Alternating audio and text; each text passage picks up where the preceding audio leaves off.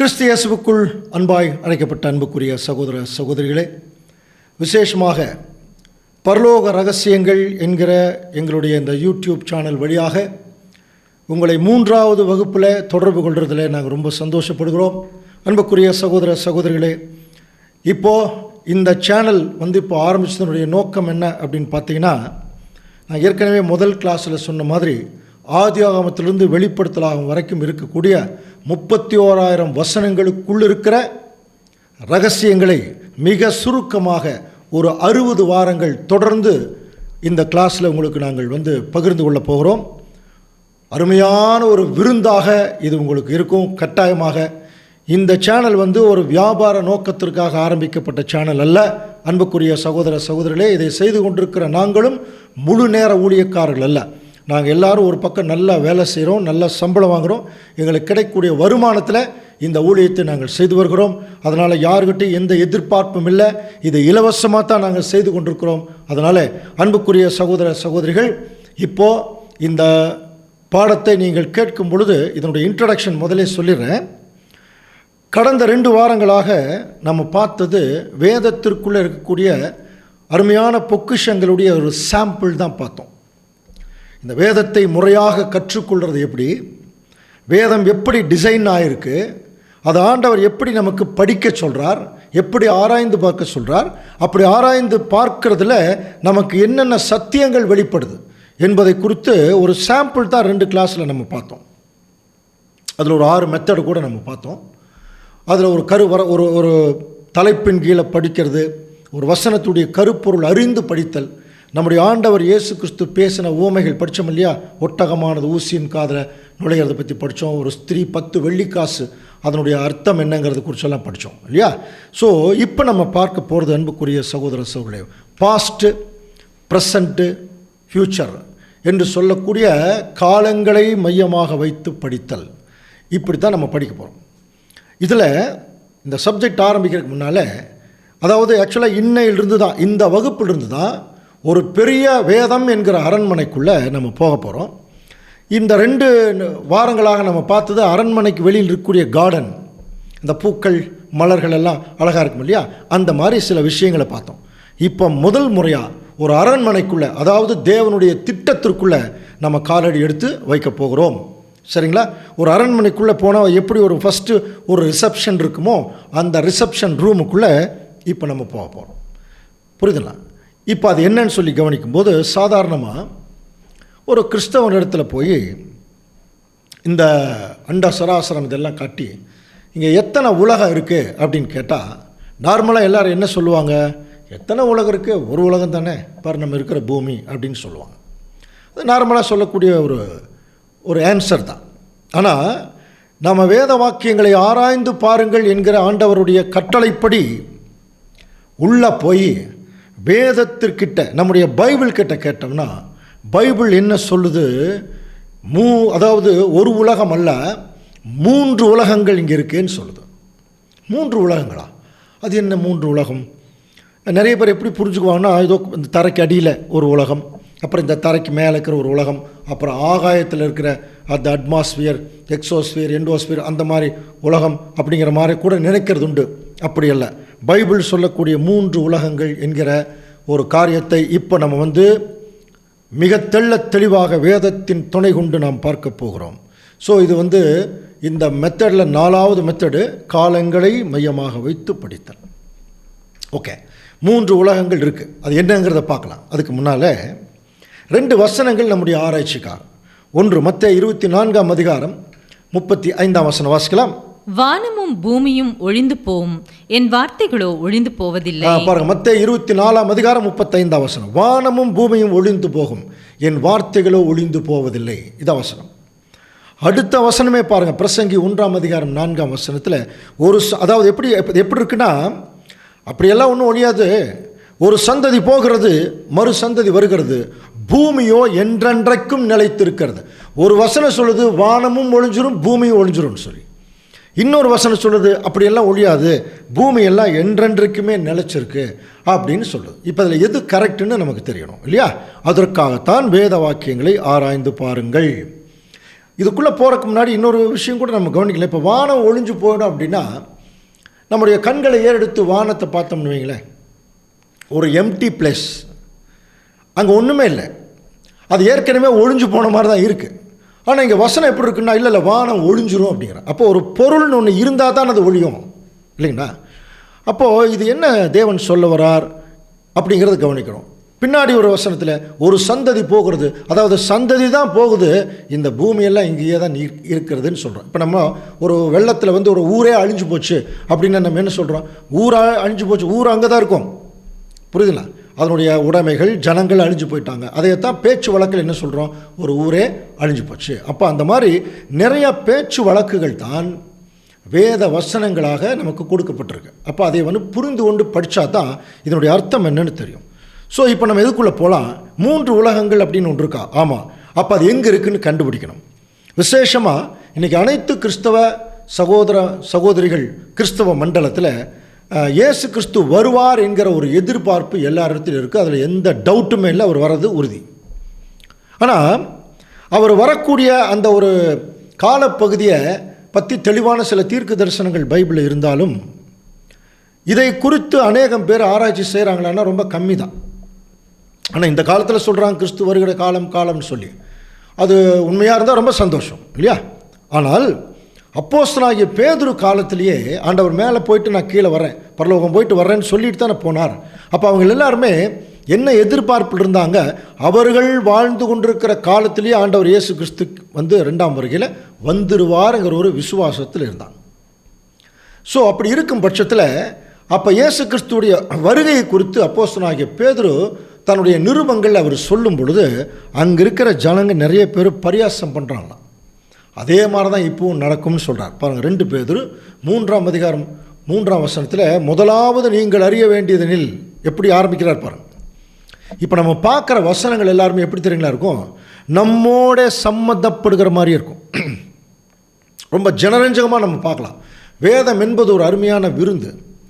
அது படிக்க வேண்டிய விதத்தில் படித்தா அது நம்மளை கொண்டு போய் நம்ம இருக்கக்கூடிய காலத்திலே சேர்த்துரும்.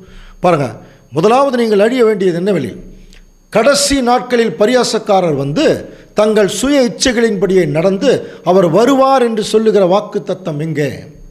பிதாக்கள் நித்திரையடைந்த முன்பு சகலமும் சிருஷ்டிப்பின் தோற்றம் முதல் இருந்த விதமாகவே இருக்கிறதுன்னு சொல்லுவாங்களாம்.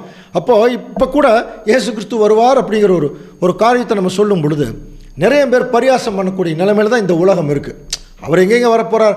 நாங்கள் சின்ன வயசுலக்கே வருவார்னு சொன்னாங்க, அப்புறம் வளர்ந்ததுக்கப்புறம் வருவார்னு சொன்னாங்க, இப்போ குடும்பம் கோத்திரம் ஆனதுக்கப்புறம் வருவார்னு சொன்னாங்க. இப்படியே தான் இயேசு கிறிஸ்து வருவார், இன்னும் கொஞ்சம் காலம்தான் மோட்சலோகம் செல்லுவோன்னு பாட்டு பல வருடங்களாக பாடிட்டுருக்காங்க. ஆனால் இயேசு கிறிஸ்து வந்தபாடே இல்லை, அப்படி தான் நினைக்கிறாங்க எல்லாருமே. ஆனால் இந்த வசனம் என்ன சொல்லுது? அப்படி தான் பரியாசம் பண்ணுவாங்க. பட் அதே சமயத்தில் நீங்கள் நல்லா புரிஞ்சுங்க, பூர்வ காலத்திலே தேவனுடைய வார்த்தையிலே வானமும் ஜலத்தினின்று தோன்றி ஜலத்தினாலே நிலை கொண்டிருக்கிற பூமி. ரொம்ப கிளியரான ஒரு சயின்ஸு. கவனிங்க, ஃபஸ்ட் கிளாஸ் சொன்னேன் இல்லையா, இது ஒரு சயின்ஸ் புக்கு. அப்படின்னா சயின்ஸ் என்ன சொல்லுது? எல்லா பொருள்களும் ஜலத்திலிருந்து தான் உருவாயிருக்குன்னு சொல்லுது. அமீபா கேள்விப்பட்டிருக்கீங்க இல்லையா? அதையத்தான் இங்கே வசனம் சொல்லுது. ஜலத்தினின்று தோன்றி ஜலத்தினாலே நிலை கொண்டிருக்கிற பூமி.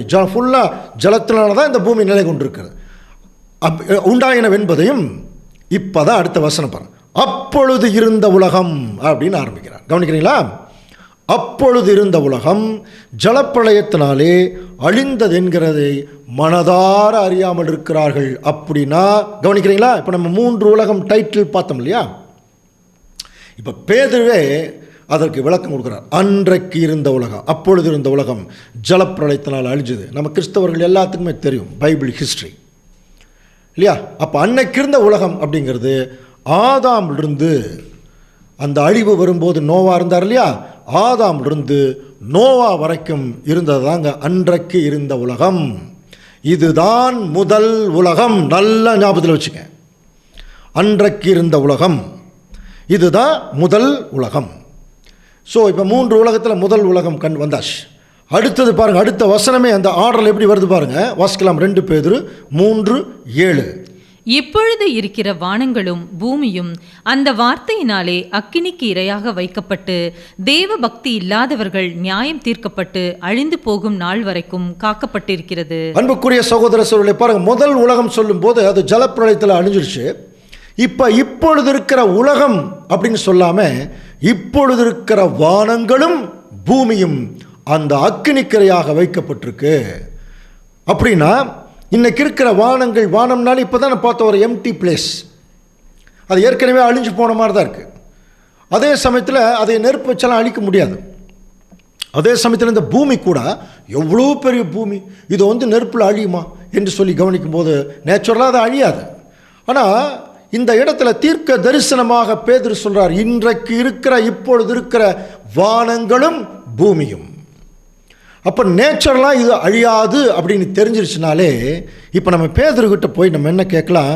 அப்போஸ்தலனாகிய பேதுரு அவர்களே, இன்னைக்கு இருக்கிற வானம் பூமியும் அழியாதுன்னு, அழிஞ்சிரும், நெருப்பில் அழிஞ்சிரும்னு சொல்கிறீங்க, ஆனால் நேச்சுரலாகவே இது அழியாதே, அப்போ நீங்கள் என்ன தான் சொல்ல வர்றீங்கன்னு சொல்லும்போது பேதுரு தான் சொல்லக்கூடிய தீர்க்க தரிசன வசனங்களுக்கு அவரே விளக்கம் கொடுத்துருக்கார். பாருங்க, 2 பேதுரு 1:20 நல்லா கவனிக்கலாம். அன்புக்குரிய சகோதர சகோதரிகளே, கொஞ்சம் கவனிங்க. வேதத்தில் உள்ள எந்த தீர்க்க தரிசனமும் சுய தோற்றமான பொருளை உடையதா இராதென்று நீங்கள் முந்தி அறிய வேண்டும். பாருங்க, அவர் முன்னாடியே சொல்லிட்டார். இவர் ஒரு தீர்க்க தரிசனம் சொல்லிட்டு இருக்கார். வேதத்தில் உள்ள எந்த தீர்க்க தரிசனத்திற்கும் சுய தோற்றமான பொருள் இல்லை. லிட்ரல் மீனிங் அப்படின்னு சொல்லுவாங்க, சொல்லர்த்தமான மீனிங் இல்லை. நம்ம கடந்த வாரமே பார்த்தோம், உன் ஆகாரத்தை கொண்டு போய் தண்ணீர் மேலே போடு அப்படின்னா ஆகாரம் என்பது வசனம், தண்ணீர் என்பது ஜனங்கள். படிச்சோமா இல்லையா? இரவும் பகலும், இரவு என்பது துன்பமான காலம், பகல் என்பது சந்தோஷமான காலம். இரவும் பகலும் தியானமாக இருக்கிற மனுஷன் பாக்கியவன். படிச்சோம் இல்லையா? அந்த மாதிரி தீர்க்க தரிசனங்களுக்குள்ள தீர்க்க தரிசன பாஷை இது. அப்போ இந்த இடத்துல லிட்டரலாகவே எதுவும் அழியாது அப்படின்னு சொல்லும்போது அப்போ அதுக்கு ஏதோ ஒரு மீனிங் இருக்காரதா நம்ம புரிந்து கொள்ள வேண்டும். இதுதான் வேத வாக்கியங்களை ஆராய்ந்து பாருங்கள். அப்படின்னா இன்னைக்கு இருக்கிற உலகம் அப்படின்னு சொல்கிறான் இல்லையா? இன்னைக்கு இருக்கிற உலகம்ங்கிறது 2வது உலகம். இது நோவாவிலிருந்து இன்றைக்கு வரைக்கும். கவனிக்கிறீங்களா?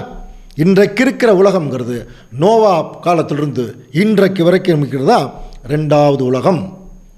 ஸோ 1ஆம் உலகம் ஆதாமிலிருந்து நோவா வரைக்கும், 2ஆம் உலகம் நோவாவிலிருந்து இன்னைக்கு வரைக்கும். இதை சொல்லும்போது வானங்களும் பூமியும் அப்படின்னு சொல்கிறார் இல்லையா? வானத்தையும் பூமியும், இன்னைக்கு இருக்கிற வானத்தையும் பூமியும் நான் நெருப்பில் அழிச்சிருவேன் அப்படின்னு சொல்கிறார். அப்போ வானம் என்பது ஏற்கனவே அழிஞ்ச மாதிரி இருக்கிறதுனால அது தீர்க்க தரிசனமாக சொல்லப்பட்ட பாஷைங்கிற போது நம்ம எப்படி புரிஞ்சுக்கணும்? வானம் என்றால் என்னன்னு தெரியணும், பூமி என்றால் என்னன்னு தெரியணும், நெருப்புன்னா என்னன்னு தெரியணும். இதுதான் வேத வாக்கியங்களை ஆராய்ந்து பாருங்கள். இப்போ தேவன் வானத்தை அழிக்கிறார் அப்படின்னு சொன்னால் நம்ம எப்படி புரிஞ்சுக்கொள்ளும் வேணும்? அவருக்கு பிடிக்காத அல்லது அவர் விரும்பாத ஏதோ ஒரு விஷயம் வானத்தில் இருக்குது, இந்த ஆகாயத்தில், அதனால தான் இதை அழிக்கிறேன்னு சொல்கிறார்.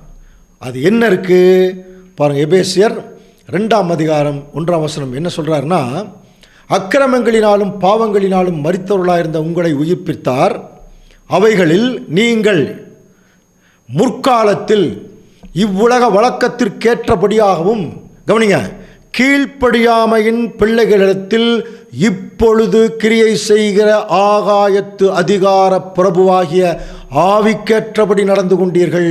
கவனிக்கிறீங்களா?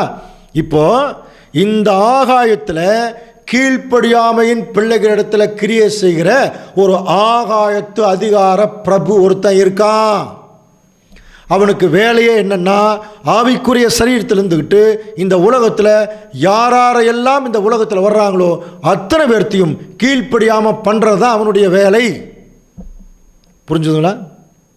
இப்போ நமக்கே தெரியும், தேவனுக்கு விரோதமாக ஒட்டுமொத்த உலக ஜனங்களையும் கீழ்ப்படியாமல் போக பண்ணின அந்த ஆகாயத்து அதிகார பிரபு யார்? நமக்கு நல்லா தெரியும். சாத்தான் சாத்தான்னு சொல்லிட்டு இருக்கிறோம். அவன் யாருங்கிறத இன்னும் கொஞ்ச நாளில் இன்னும் நல்லா தெளிவாகவே நம்ம சப்ஜெக்டில் பார்க்கலாம். ஆனால் அவன் எங்கே இருக்கான்? இந்த ஆகாயத்திலிருந்து கொண்டு ஜனங்களை எல்லாம் கீழ்ப்படியாமல் பண்ணிகிட்ருக்கான். அன்புக்குரிய சகோதர சகோதரிகளே, அது மட்டும் இல்லை, அவன் யார், இப்போ என்ன கண்டிஷன் இருக்கான்னா, பவுல் எழுதுகிறார் பாருங்க, 2 கொரிந்தியர் 4:4. தேவனுடைய சாயலாய் இருக்கிற கிறிஸ்துவின் மகிமையான சுவிசேஷத்தின் ஒளி அவ்விசுவாசிகளாகிய அவர்களுக்கு பிரகாசமாய் இராதபடிக்கு இப்பிரபஞ்சத்தின் தேவனானவன் அவர்களுடைய மனதை குருடாக்கினான். பாருங்க, தேவனுடைய சாயலாய் இருக்கிற அந்த ஒளி அவிசுவாசிகளுக்கு பிரகாசமாக இருக்கக்கூடாதபடிக்கு இப்பிரபஞ்சத்தின் தேவன் சாத்தானுக்கு பேர் வச்சிருக்கார். இப்பிரபஞ்சத்தின் தேவன், அவன் கடவுளா இந்த பிரபஞ்சத்துக்கு, 2ஆம் உலகத்துக்கு இவன் தான் தேவன். பாருங்க, அதை அனுமதிச்சிருக்கார் தேவன். அப்போ இவன் எல்லாருடைய மனசை குருடாக்கிட்டான். அறிவே இல்லை. அறிவு இருக்கிறனால தான் எல்லாம் டாக்டர், இன்ஜினியர், பெரிய பெரிய விஞ்ஞானிகள் ஆகிறாங்க. ஆனால் எல்லாருடைய மனதை குருடாக்கிட்டான், பிளைண்ட்னஸ் கொண்டு வந்துட்டான். நீங்கள் என்ன சொன்னாலும் புரியாது. புரியுதுல்ல? அப்போ இதுதான் ஆகாயம். அப்போ இன்றைக்கு இருக்கிற வானம் அப்படிங்கிறது கவனிக்கலாம். 2ஆம் உலகத்தில் இன்னைக்கு இருக்கிற வானத்தையும் பூமியையும் நான் அக்கினிக்கிரையாக வைக்கிறேன் சொல்கிறார் இல்லையா? அப்படின்னா இன்னைக்கு இருக்கிற வானம்ங்கிறது இப்பொழுது இருக்கிற சாத்தானுடைய கண்ணுக்கு தெரியாத அரசாட்சி. இவன் ஒரு ஆவிக்குரிய சரீரத்தில் இருந்துட்டு எல்லாரையும் தன்னுடைய கட்டுப்பாட்டுக்குள்ள அரசாட்சி பண்ணிட்டு இருக்கான். அதுதான் அந்த வானம். இது எல்லா சப்ஜெக்ட்டுக்குமே பொருந்த அன்புக்குரிய சகோதர சகோதரர்களை கொஞ்சம் கவனிங்க. வானம் அப்படின்னாலே சாத்தானுடைய கண்ணுக்கு தெரியாத அந்த அரசாட்சி. பூமி என்கிறது அவனுக்கு கீழ் இருக்கக்கூடிய அமைப்புகள், இங்கே இருக்கிற சிஸ்டம், அரசியல், பொருளாதாரம், சமுதாயம், மதம், இதெல்லாம் இங்கே பெரிய பெரிய அமைப்புகளாக இருக்குது. இந்த அமைப்புகள் அவன் மேலே இருந்துட்டு இந்த அமைப்புகளுக்குள்ளே தான் ஜனங்களை எல்லாம் தன்னுடைய கட்டுப்பாட்டுக்குள்ளே வச்சுக்கிறான். இது 2ஆம் உலகம். அதனால தான் இந்த 2 வானத்தையும் பூமியும் நான் நெருப்பில், அக்கினினாலே ஒரு விஷயத்தை அக்கினியில் போட்டால் உடனே இல்லாமல் போயிடுது இல்லையா? அந்த மாதிரி இன்னும் கொஞ்ச நாளில் சாத்தானுடைய அத்தனை அரசாங்கங்களும் அவனுக்கு கீழ் இருக்கிற அமைப்புகளும் அழிஞ்சிரும். அதை தாங்க பேதுரு சொல்கிறார். இது 2ஆம் உலகம். அடுத்தது பாருங்க, 3ஆம் உலகத்தை பற்றி சொல்லும்போது நீதி வாசமாயிருக்கும் புதிய வானமும் புதிய பூமியும் உண்டாகும் என்று காத்திருக்கிறோம். இது தாங்க 3வது உலகம். கவனிக்கிறீங்களா? இது ஆண்டவர் இயேசு கிறிஸ்துடைய ராஜ்யம். இப்போ நீதி மோசமாயிருக்கும் 3ஆம் உலகத்தில் நீதி வாசமாயிருக்கும். இன்னைக்கு எல்லா பக்கம் நீதி இருக்கான்னு பார்க்கும்போது நமக்கே தெரியுது இல்லையா? அப்போ இதுதான் 3வது உலகம். அப்போ அந்த 3ஆம் உலகம்ங்கிறது புதிய வானம். அப்படின்னா புதுசாக வானத்துக்கெல்லாம் பெயிண்ட் அடிக்கலாம் போகிறதில்ல. புதிய வானம் என்பது ஆண்டவர் இயேசு கிறிஸ்து தலைமையிலான அரசாட்சி. பூமி என்பது புதிய அமைப்புகள். எல்லா சிஸ்டத்தையும் ஆண்டவர் இயேசு கிறிஸ்து மாற்றிடுவார். புரியுதுங்களா? புதிய வானம் என்பது கிறிஸ்துவுடைய அரசாட்சி, புதிய பூமிங்கிறது புதிய அமைப்புகள். ஸோ இது தாங்க 3 உலகங்கள். இப்போ நீங்கள் அந்த படத்தை கொஞ்சம் பார்த்தீங்கன்னா 3 உலகம். அதில் ஆதாமிலிருந்து நோவா வரைக்கும் இருக்கிறது 1ஆம் உலகம். அடுத்தது நோவாவிலிருந்து இன்றைக்கு வரைக்கும் இருக்கிறது 2ஆம் உலகம். 3வது ஆண்டவர் இயேசு கிறிஸ்துவுடைய ராஜ்யம். கவனிக்கிறீங்களா?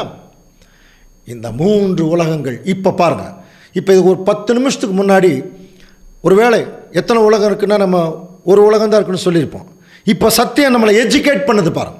நம்மளை என்ன பண்ணுது? படிப்பனைக்கு கொண்டு வருது. இப்போ நம்ம பைபிளுக்குள்ளே போய் எத்தனை உலகம்னு கேட்டால் என்ன சொல்லலாம்? 3 உலகம் சொல்லலாம் இல்லையா? சரி, இப்போ நம்ம என்ன செய்ய போகிறோம்? ஏற்கனவே சொன்ன மாதிரி ஒரு பெரிய அரண்மனை. தேவனுடைய பைபிள் திட்டம்ங்கிறது ஒரு பெரிய அரண்மனை. உள்ளுக்குள்ளே புதுசாக நிறைய பொருள்கள், நிறைய நம்முடைய சந்தோஷப்படுகிற பொருள்கள் இருக்குது, ஆச்சரியப்படுகிற விதமான சத்தியங்கள் இருக்குது. அப்படி நம்ம உள்ளே போய் பார்க்கணும். இப்போ நம்ம என்ட்ரன்ஸ்குள்ளே உள்ளே போகலாம். இப்போ நீங்களே சொல்லுங்கள், இந்த 3 உலகம் இதை சிஸ்டமேட்டிக்காக நம்ம படிக்கணும். இப்போ எதிலிருந்து ஆரம்பித்தா சரியாக இருக்கும்? எங்கேருந்து ஆரம்பித்தா சரியாக இருக்கும்? ஃப்ரம் தி பிகினிங் இல்லையா? ஸ்டார்டிங்.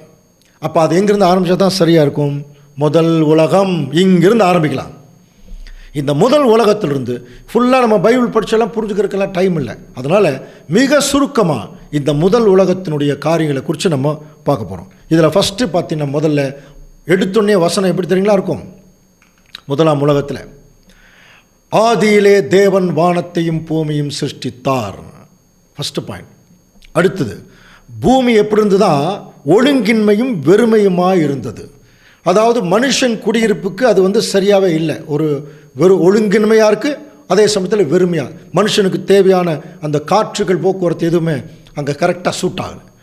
அப்புறம் ஆழத்தின் மேல் இருள் இருந்தது அப்படின்னு நல்லா படிச்சிருக்கணும் இல்லையா? ஸோ இதை முதல்ல நம்ம கவனிக்க வேண்டியது, ஆதியிலே தேவன் வானத்தையும் பூமியும் சிருஷ்டித்தாருங்கிறது எப்படி புரிஞ்சுக்கணும்? வானம்ங்கிறது எம்டி பிளேஸ்ன்னு சொன்னாலே அதை சிருஷ்டிக்க வேண்டிய அவசியமே இல்லையா? அது ஒரு வெற்றிடம் தானே. ஒரு பொருள்னால் அதை உருவாக்கலாம். அப்போ அந்த இடத்துல வானத்தை சிருஷ்டித்தாருங்கிறத எப்படி புரிஞ்சுக்கலாம் அப்படின்னா, நம்முடைய தாவீது ஒரு முறை பார்த்தீங்கன்னா தன்னுடைய அரண்மனைக்கு மேலே போய் ஒரு இருட்டான டைமில் அரண்மனையில் உட்பறையில் போய் நின்று பார்க்குறாரு. பார்த்தோன்னே பிரமிச்சு போகிறார். பிரமிச்சு போய் என்ன பாட்டு பாடுறாரு அங்கே வாசிக்கலாம் பாருங்க. வானங்கள் தேவனுடைய மகிமையை வெளிப்படுத்துகிறது, ஆகாய விரிவு அவருடைய கரங்களின் கிரியைகளை அறிவிக்கிறது. என்ன மாதிரி ஒரு படைப்பு அப்படின்னு பிரம்மாண்டமாக பார்க்குறார். வானங்கள் தேவனுடைய, அந்த இடத்துல ப்ளூரலில் சொல்கிறார் பாரு, வானங்கள், ஹெவன்ஸ். அப்போது வெறும் வெற்றிடத்தை பார்த்து இவ்வளோ பிரம்மாண்டமாக இருக்குன்னு தாவீது பாடி இருக்கிறதுக்கு வாய்ப்பு இருக்கா? கரெக்டு, கவனிக்கிறீங்களா? ஆமாம், எண்ணற்ற நட்சத்திரங்கள், புரியுதுங்களா? அதனுடைய பிரம்மாண்டம், அதை பார்த்து தான் வானங்கள் எவ்வளவு மகிமையாக இருக்கிறது அப்படின்னு அங்கே தாவீது பாடுறார். அப்படின்னா ஆதியிலே தேவன் வானத்தையும் பூமியை படைத்தாருங்கிறது எப்படி புரிஞ்சுக்கணும்? எண்ணற்ற நட்சத்திரங்களையும் அதிலிருந்து தான் பூமியவே அவர் வெளியே எடுத்தார். இது சயின்ஸ் சொல்லுது, உங்களுக்கு எல்லாம் தெரியும், சயின்ஸ் படித்தவங்களுக்கு. பிக் பேங் தியரி, பெருவெடிப்பு கொள்கை. இதில் சூரியன் எல்லாம், அதாவது வானமண்டலத்தில் கோடான கோடி சூரியன்கள் இருக்குது, நட்சத்திர கூட்டங்கள் இருக்குது. ஒரு நட்சத்திர கூட்டத்தில் ஒரு பஞ்சில் 50,000 நட்சத்திரம் இருக்கான். அது வானத்தினுடைய ஒரு முனையிலிருந்து இன்னொரு முனை நோக்கி அது பிரயாணப்பட்டு இருக்கு. அதில் ஒரு மிடில் சைஸ் ஸ்டார், அதுதான் நம்ம சூரியன். இந்த சூரியன் ஒரு குறிப்பிட்ட காலத்தில் தன்னை அது சுற்றி கொண்டிருக்கும் போது அதுக்குள் இருக்கக்கூடிய ஆர்கன்ஸ் சொல்கிறோம் இல்லையா, மூலகங்கள் எல்லாம் பெருவெடிப்பு, அது வெடித்து தனித்தனி ஆர்கனாக அது சுத்த ஆரம்பிச்சுதான். அதில் நிறைய ஆக்சைடுகள், புரியுதுங்களா, நிறைய வாயுக்கள், அப்புறம் H2O சொல்கிறோம், ஹைட்ரஜன், ஆக்சிஜன், இந்த மாதிரி நிறைய வாயுக்கள் எல்லாம் ஒன்றா சேர்ந்து அது சுத்த ஆரம்பித்து காலப்போக்கில் இந்த பெருவெடிப்பு கொள்கையில் நிறையா அது கொஞ்சம் கொஞ்சமாக சாலிடாக கொஞ்சம் மாற ஆரம்பிச்சது. புரியுதுங்களா? அப்படி மாற ஆரம்பித்த அந்த ஒரு நிறைய கோள்களில் ஒரு கோள்கள் தான் நம்முடைய பூமி. இப்போதைக்கு இவ்வளோ தான் சொல்ல முடியும். இன்னொரு நாளைக்கு சயின்ஸ் அண்ட் கிரியேஷன் ஒரு சப்ஜெக்ட் இருக்குது. அதில் இந்த பூமி எப்படியெல்லாம் தேவன் டிசைன் பண்ணார்னு சொல்லி நிறைய பாடங்கள் இருக்குது. அதை தொடர்ந்து நம்ம கவனிக்கலாம். ஆனால் இந்த இடத்துல சயின்ஸில் சொல்லப்பட்டதெல்லாம் பைபிளுக்கு எப்படி ஒத்து வருது, அல்லது பைபிளுடைய காரியங்கள் தான் சயின்ஸுங்கிறத நம்ம எப்படி புரிஞ்சுக்கலாம்? பாருங்கள், ஆதியாகமம் 1ஆம் அதிகாரம் 6ஆம் வசனம். பின்பு தேவன் ஜலத்தின் மத்தியிலே ஆகாய விரிவு உண்டாக கடவது என்றும் அது ஜலத்தினின்று ஜலத்தை பிரிக்க கடவது என்றும் சொன்னார். பாருங்க, ஜலத்தின் மத்தியிலே ஆகாய விரிவு, பறந்து விரிந்த ஆகாய விரிவு. ஸோ இதில் மேலே பார்த்தீங்கன்னா மேலேயும் தண்ணி இருந்திருக்கு, கீழேயும் தண்ணி இருந்திருக்கு. இப்போ தேவன் என்ன செய்கிறாருன்னா ஜலத்திலிருந்து ஜலத்தை பிரித்தாராம். மேலே தண்ணி ஒரு பக்கம் போயிடுச்சு, கீழே ஒரு பக்கம் தண்ணீர். அதனால தான் நம்முடைய பூமியை தொடர்ந்து என்ன சொல்லுவாங்க, இந்த வாட்டர் கேனபி அப்படின்னு சொல்லுவாங்க. பூமியை சுற்றிலும் தண்ணி இருந்தது, மேற்பகுதி முழுவதும் தண்ணி இருந்தது, பூமிக்குள்ளேயும் தண்ணி இருந்தது. இப்போ தேவன் என்ன செய்கிறாருன்னா இது எல்லாமே தண்ணி, அதனால தான் தண்ணியிலிருந்து தான் உருவாச்சுன்னு சொல்லி நிறைய நம்ம சயின்ஸில் நம்ம படிச்சுக்கிறோம். இப்போ தேவன் என்ன செய்கிறாருன்னா பாருங்கள், பகலுக்கும் இரவுக்கும் வித்தியாசம் உண்டாக்கத்தக்கதாக இதையெல்லாம் பிரித்து வானத்திலே சுடர்கள், அப்படின்னா நட்சத்திர கூட்டங்கள், அந்த கிரகங்கள், இதெல்லாம் எதுக்கு தேவன் வச்சுருக்காருன்னு படிக்கிறோம். அவைகள் அடையாளங்களுக்காகவும் காலங்களையும் நாட்களையும் வருஷங்களையும் குறிக்கிறதுக்காகவும் அது உருவாக்கினார். இன்னும் சொல்லப்போனால் அந்த ஹிஸ்ட்ரியை தனி ஆதியாகமம் 1ஆம் அதிகாரத்தில் சாயங்காலமும் விடியற்காலம் ஆகிய ஒரு நாள் ஆகிட்டு அப்படியே வரும். அதில் ஒவ்வொரு காலப்பகுதியிலையும் புல் பூண்டுகளை படைப்பார், புல் பூண்டுகள் வளரும், மிருக ஜீவங்கள் வளரும், மச்சங்கள் வளரும். அப்போது மனுஷனுடைய தேவைகள் என்னென்னவெல்லாம் இருக்கோ அதை எல்லாத்தையும் தேவன் முதல்ல உருவாக்கிறார். எல்லாம் உருவாகி இந்த பூமியில் புல் பூண்டுகள், மரங்கள், செடிகள், கொடிகள், பழங்கள் எல்லாம் பூத்து குலுகி நிற்கும் போது அதுக்கப்புறம் தான் அதிகமாக நேசிக்க போகிற மனுஷனை அவர் இந்த பூமியில் உண்டாக்குறார்னு படிக்கிறோம். அது எப்படி உண்டாக்குறார்? தமது சாயலாகவும் தமது ரூபத்தின்படியையும் ஒரு மனுஷனை உண்டாக்குறார். அதெல்லாம் நமக்கு படிச்சிருக்கிறோம். அதில் முக்கியமாக நம்ம கவனிக்க வேண்டியது ஆதியாகமம் 1ஆம் அதிகாரம் 27ஆம் வசனம். தேவன் தம்முடைய சாயலாக மனுஷனை சிருஷ்டித்தார், அவனை தேவ சாயலாகவே சிருஷ்டித்தார், ஆணும் பெண்ணுமாக அவர்களை சிருஷ்டித்தார். எப்படி புரிஞ்சுக்க கூடாது? ஆணும் பெண்ணுமாகன்னா ஆதாமை படைச்சிட்டு அதுக்கப்புறம் ஏவாளை தனியாவெல்லாம் படைக்கலை, நமக்கு நல்லா தெரியும் இல்லைங்களா? ஆதாமை படைச்சிட்டு என்ன பண்ணுறார்? ஆதாமுக்குள் இருக்கிற ஒரு விலா எலும்பில் எடுத்து ஏவாளை செய்கிறார். அதுதான் ஆணும் பெண்ணுமாக தான் ஆதாம் ஏற்கனவே இருந்திருக்கார், உள்ளுக்குள்ளே அந்த ஜீன் இருந்திருக்கு, அதுக்குள்ளே எடுத்து செய்கிறார். இதை நிறைய பேர் எப்படி புரிஞ்சுக்கிட்டாங்கன்னா, அந்த ஆதாமுக்குள்ளுக்கிற ஒரு இடுப்பு எலும்பை அவர் கொஞ்சம் எடுத்திருக்கார். அப்படி எல்லாம் அன்புக்குரிய சகோதர சொல்லே, நமக்கு நல்லா தெரியும், சயின்ஸ் தெரியும். அந்த முதுகு எலும்பு இருக்கு இல்லையா, போன் மேரோ சொல்லுவாங்க இல்லையா, அந்த எலும்பு மஜ்ஜை, அதில் தான் அந்த டிஎன்ஏ இருக்குது, உயிரணு. அந்த ஆதாமுக்குள் இருக்கிற அந்த உயிரணுவை எடுத்து அதிலிருந்து ஏவாளை அங்கே அவர் உருவாக்குறார். ஸோ இதை இன்றைக்கி வந்து இந்த டிஎன்ஏலாம் மனுஷன் கண்டுபிடிச்சிட்டான். ஸோ இது அப்படியே தனியாக ஒரு எலும்புக்கு அப்படியே உடச்சி எடுத்துட்டாருனால நம்ம நினைக்க வேண்டியதில்லை. அந்த போன் மேரோ, அந்த எலும்பு மஜ்ஜைன்னு சொல்லுவான், அதில் இருக்கிற இந்த டிஎன்ஏ எடுத்து அங்கே ஏவாளை உருவாக்குறார். ஸோ இது வந்து இதுதான் ஒரு பெரிய விஷயமாக அங்கே வந்து பைபிளில் சொல்லப்பட்டிருக்கு. அதுக்கப்புறம் நம்ம கவனித்து பார்க்கும்போது அவர் மண்ணினால உருவாக்குனார். போன கிளாஸ்லேயே பார்த்தோம் இல்லையா, மண்ணில் இருக்கிற மூலங்களை எல்லாம் எடுத்து அங்கே ஆதாமை உருவாக்கி அவருக்கு ஒரு சுவாசத்தை கொடுத்தார். மனுஷன் ஜீவ ஆத்மாவானான். இப்படியாக மனுஷன் தோன்றுவதற்கு முன்பாகவே மனுஷனுக்குரிய எல்லா படைப்புகளையும் தேவன் இந்த பூமியில், எப்படி ஒரு குழந்தை பிறக்கிறதுக்கு முன்னாடி சில பெற்றோர்கள் அந்த குழந்தை மேலே இருக்கிற அன்பில் பொம்மையெல்லாம் வாங்கி வச்சுருப்பாங்க, அந்த பெட்டெல்லாம் வாங்கி வச்சுருப்பாங்க. அந்த மாதிரி தாங்க நம்முடைய ஆண்டவர் கூட மனுஷன் உருவாகுவதற்கு முன்பாகவே அவனுக்கு தேவையான எல்லாத்தையும் உருவாக்கி வச்சுக்கிட்டு மனிதனை உருவாக்கினார். இப்போ கேள்வி என்ன தெரியுங்களா, ஏன் கடவுள் மனிதனை உருவாக்கினார்? இதுதான் கேள்வி. இந்த கேள்வி ஏன் இப்போ வந்துச்சு அப்படின்னா, இன்றைக்கி நார்மலாக நம்முடைய சூழ்நிலைகள் எல்லாம் பார்க்கும்போது மனுஷன் பிறக்கிறான், நிம்மதி இல்லாமல் கொஞ்ச நாள் வாழ்கிறான், அப்புறம் மரித்து போகிறான். இவ்வளோ தான் லைஃப், மனுஷனுடைய லைஃப் இவ்வளோ தான். ஏற்கனவே பல கிளாஸில், முந்தின கிளாஸில் பார்த்துருக்கோம். பணக்காரன் மேலும் பணக்காரனாகிறான், ஏழை மேலும் ஏழையாகிறான், ஏழையாகவே இருந்து சாகிறான், ஒருத்தன் பணக்காரனாகவே இருந்து சாகிறான். சந்தோஷமே இல்லை அந்த வாழ்நாளில், வருத்தமும் சஞ்சலமும் தான். அப்புறம் எதுக்குங்க மனுஷனை ஏங்க பிறந்தோம் அப்படிங்கிறாங்க நிறைய ஜனங்கள். இந்த உலகத்தில் பிறந்தமோ, கவனிக்கிறீங்களா? அப்போ இப்படியாக ஒரு மனுஷனுடைய தோற்றமே ஒரு கேள்விக்குறி மாதிரி ஆயிடுச்சு. ஸோ இதையெல்லாம் நிறைய வேத விற்பனர்கள் எல்லாம் ஆராய்ச்சி பண்ணுறாங்க. பண்ணிவிட்டு அவர்களுக்குரிய கருத்தை சொல்லிட்டு போயிட்டாங்க. ஒரு வகுப்பார் என்ன சொல்லிட்டாங்கன்னா, இப்படி ஒரு மனுஷனை உருவாக்கி அவனுக்கு நிம்மதி இல்லாமல் சாக வைக்கிற ஒரு கடவுள்னா அப்படி ஒரு கடவுளே தேவையில்லைன்ட்டு போயிட்டான். கடவுள் இல்லை அப்படின்னு சொல்லிட்டு ஒரு வகுப்பார் போகிறாங்க. ஆனால் நமக்கு வேதம் தெளிவாக போதிக்கிறது, ஏன் தேவன் மனுஷனை உருவாக்கினார். இப்படி ஒரு கேள்வி நம்ம கிறிஸ்தவர்கள் எல்லாத்துக்கும் இந்த பதில் தெரியணும். அன்புக்குரிய சகோதர சொல்லி, அவர் விரும்பினார், உருவாக்கினார், அப்படி அல்ல. மனுஷனை ஏன் உருவாக்கினார்? வசனம் இருக்கு பாருங்கள். இந்த கேள்வி ஆதியாகமத்தில் இருக்கு. அந்த கேள்விக்குரிய விடை அதே பழைய ஏற்பாட்டினுடைய கடைசி புஸ்தகத்தில் இருக்கு.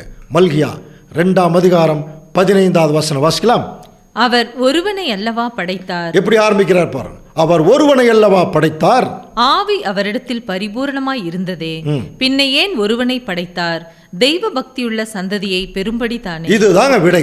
அன்புக்குரிய சகோதர சகோதரர்களே, கொஞ்சம் கவனிங்க. தேவன் மனிதனை உருவாக்குனதனுடைய நோக்கமே இதுதான். இந்த ஒரு மனுஷனை வச்சு ஒரு தெய்வ பக்தி உள்ள சந்ததியை இந்த பூமியில் உருவாக்கணும். அதுக்கு தான் ஒருவனை படித்தார். எப்படி புரிஞ்சுக்கணும்? அவர் ஒருத்தர் தானே படித்தார், அந்த ஒருத்தர் தானே ஆதாம். புரியுதுங்களா? ஆவி அவரிடத்தில் பரிபூர்ணமாக இருந்தது அப்படின்னு என்ன அர்த்தம்? அவருக்கு நிறைய பவர் இருந்தது. அவர் நினச்சிருந்தா ஆதாம் இப்போ கீழ்ப்படியாமல் போனதுக்கப்புறம் அந்த ஆதாமை அவரை மரணத்துக்குள்ளே கொண்டு போயிட்டு 10 ஆதாம் செஞ்சு நடுவில் இருக்கிற அந்த பழ மரத்தை மட்டும் எடுத்துருந்தாரு, அந்த பிரச்சனையே இல்லை. நிறைய பேர் இப்படி கூட சிந்திக்கிறான். ஆனால் தேவன் பாருங்க, அப்படி செய்திருக்கலாம். ஏன்னா ஆவி அவரிடத்தில் பரிபூர்ணமாக இருந்தது. பின்ன ஏன் செய்யலை அப்படின்னா, அந்த ஒருத்தர் இடத்துல இருந்தால் யார் வரணும்? இப்போ தெய்வ பக்தியுள்ள சந்ததி வரணும். அதுதான் தேவனுடைய திட்டம். அதுக்கு தான் தேவன் ஆதாமை உருவாக்கினார். ஆதாமுக்குள்ளிருந்து ஏவாளை வெளியெடுத்தார். கவனிக்கிறீங்களா? ஓகே. இப்போ இவங்க வாழ்கிறதுக்கு ஒரு இடம் வேணும் இல்லையா? அதனால தான் கிழக்கிலே ஏதேன் தோட்டத்தை உண்டாக்கி அதில் கொண்டு போய் மனுஷனை வைக்கிறார். அன்புக்குரிய சகோதர சகோதரர்களே, அதில் கூட ஒரு ஆராய்ச்சி இருக்குது. அந்த ஏதேன் தோட்டம் இப்போ எங்கே இருக்குது தெரியுங்களா? நிறைய பேர் எங்கேயோ இருக்குது, அங்கே இருக்குது, இங்கே இருக்குன்னு எல்லாம் சொல்கிறாங்க. ஆனால் பைபிளில் தெளிவான விளக்கம் இருக்குது. இந்த ஏதேன் தோட்டத்தை வளப்படுத்துவதற்கு 4 ஆறுகள் ஓடிட்டு இருந்தது. ஆதியாகமத்தில் தான் இருக்குது அந்த வசனமே. பைசோன், கீஹோன், இதக்கேல், ஐப்ராத், இந்த 4 ஆறுகள் ஓடிட்டு இருந்தது. அந்த 4 ஆறுகளில் 2 ஆறுகள் பூகம்பத்தில் அழிஞ்சிருச்சு. 2 ஆறுகள் இன்னைக்கு வரைக்கும் ஓடிட்டுருக்கு. இன்னைக்கு வரைக்கும் எங்கே தெரியுங்களா?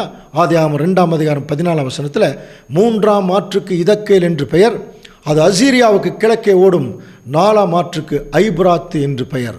அந்த இதக்கேல் அப்படிங்கிற ஆற்றுக்கு தான் இப்போ இங்கிலீஷில் டைகிரிஸ்னு சொல்கிறோம்.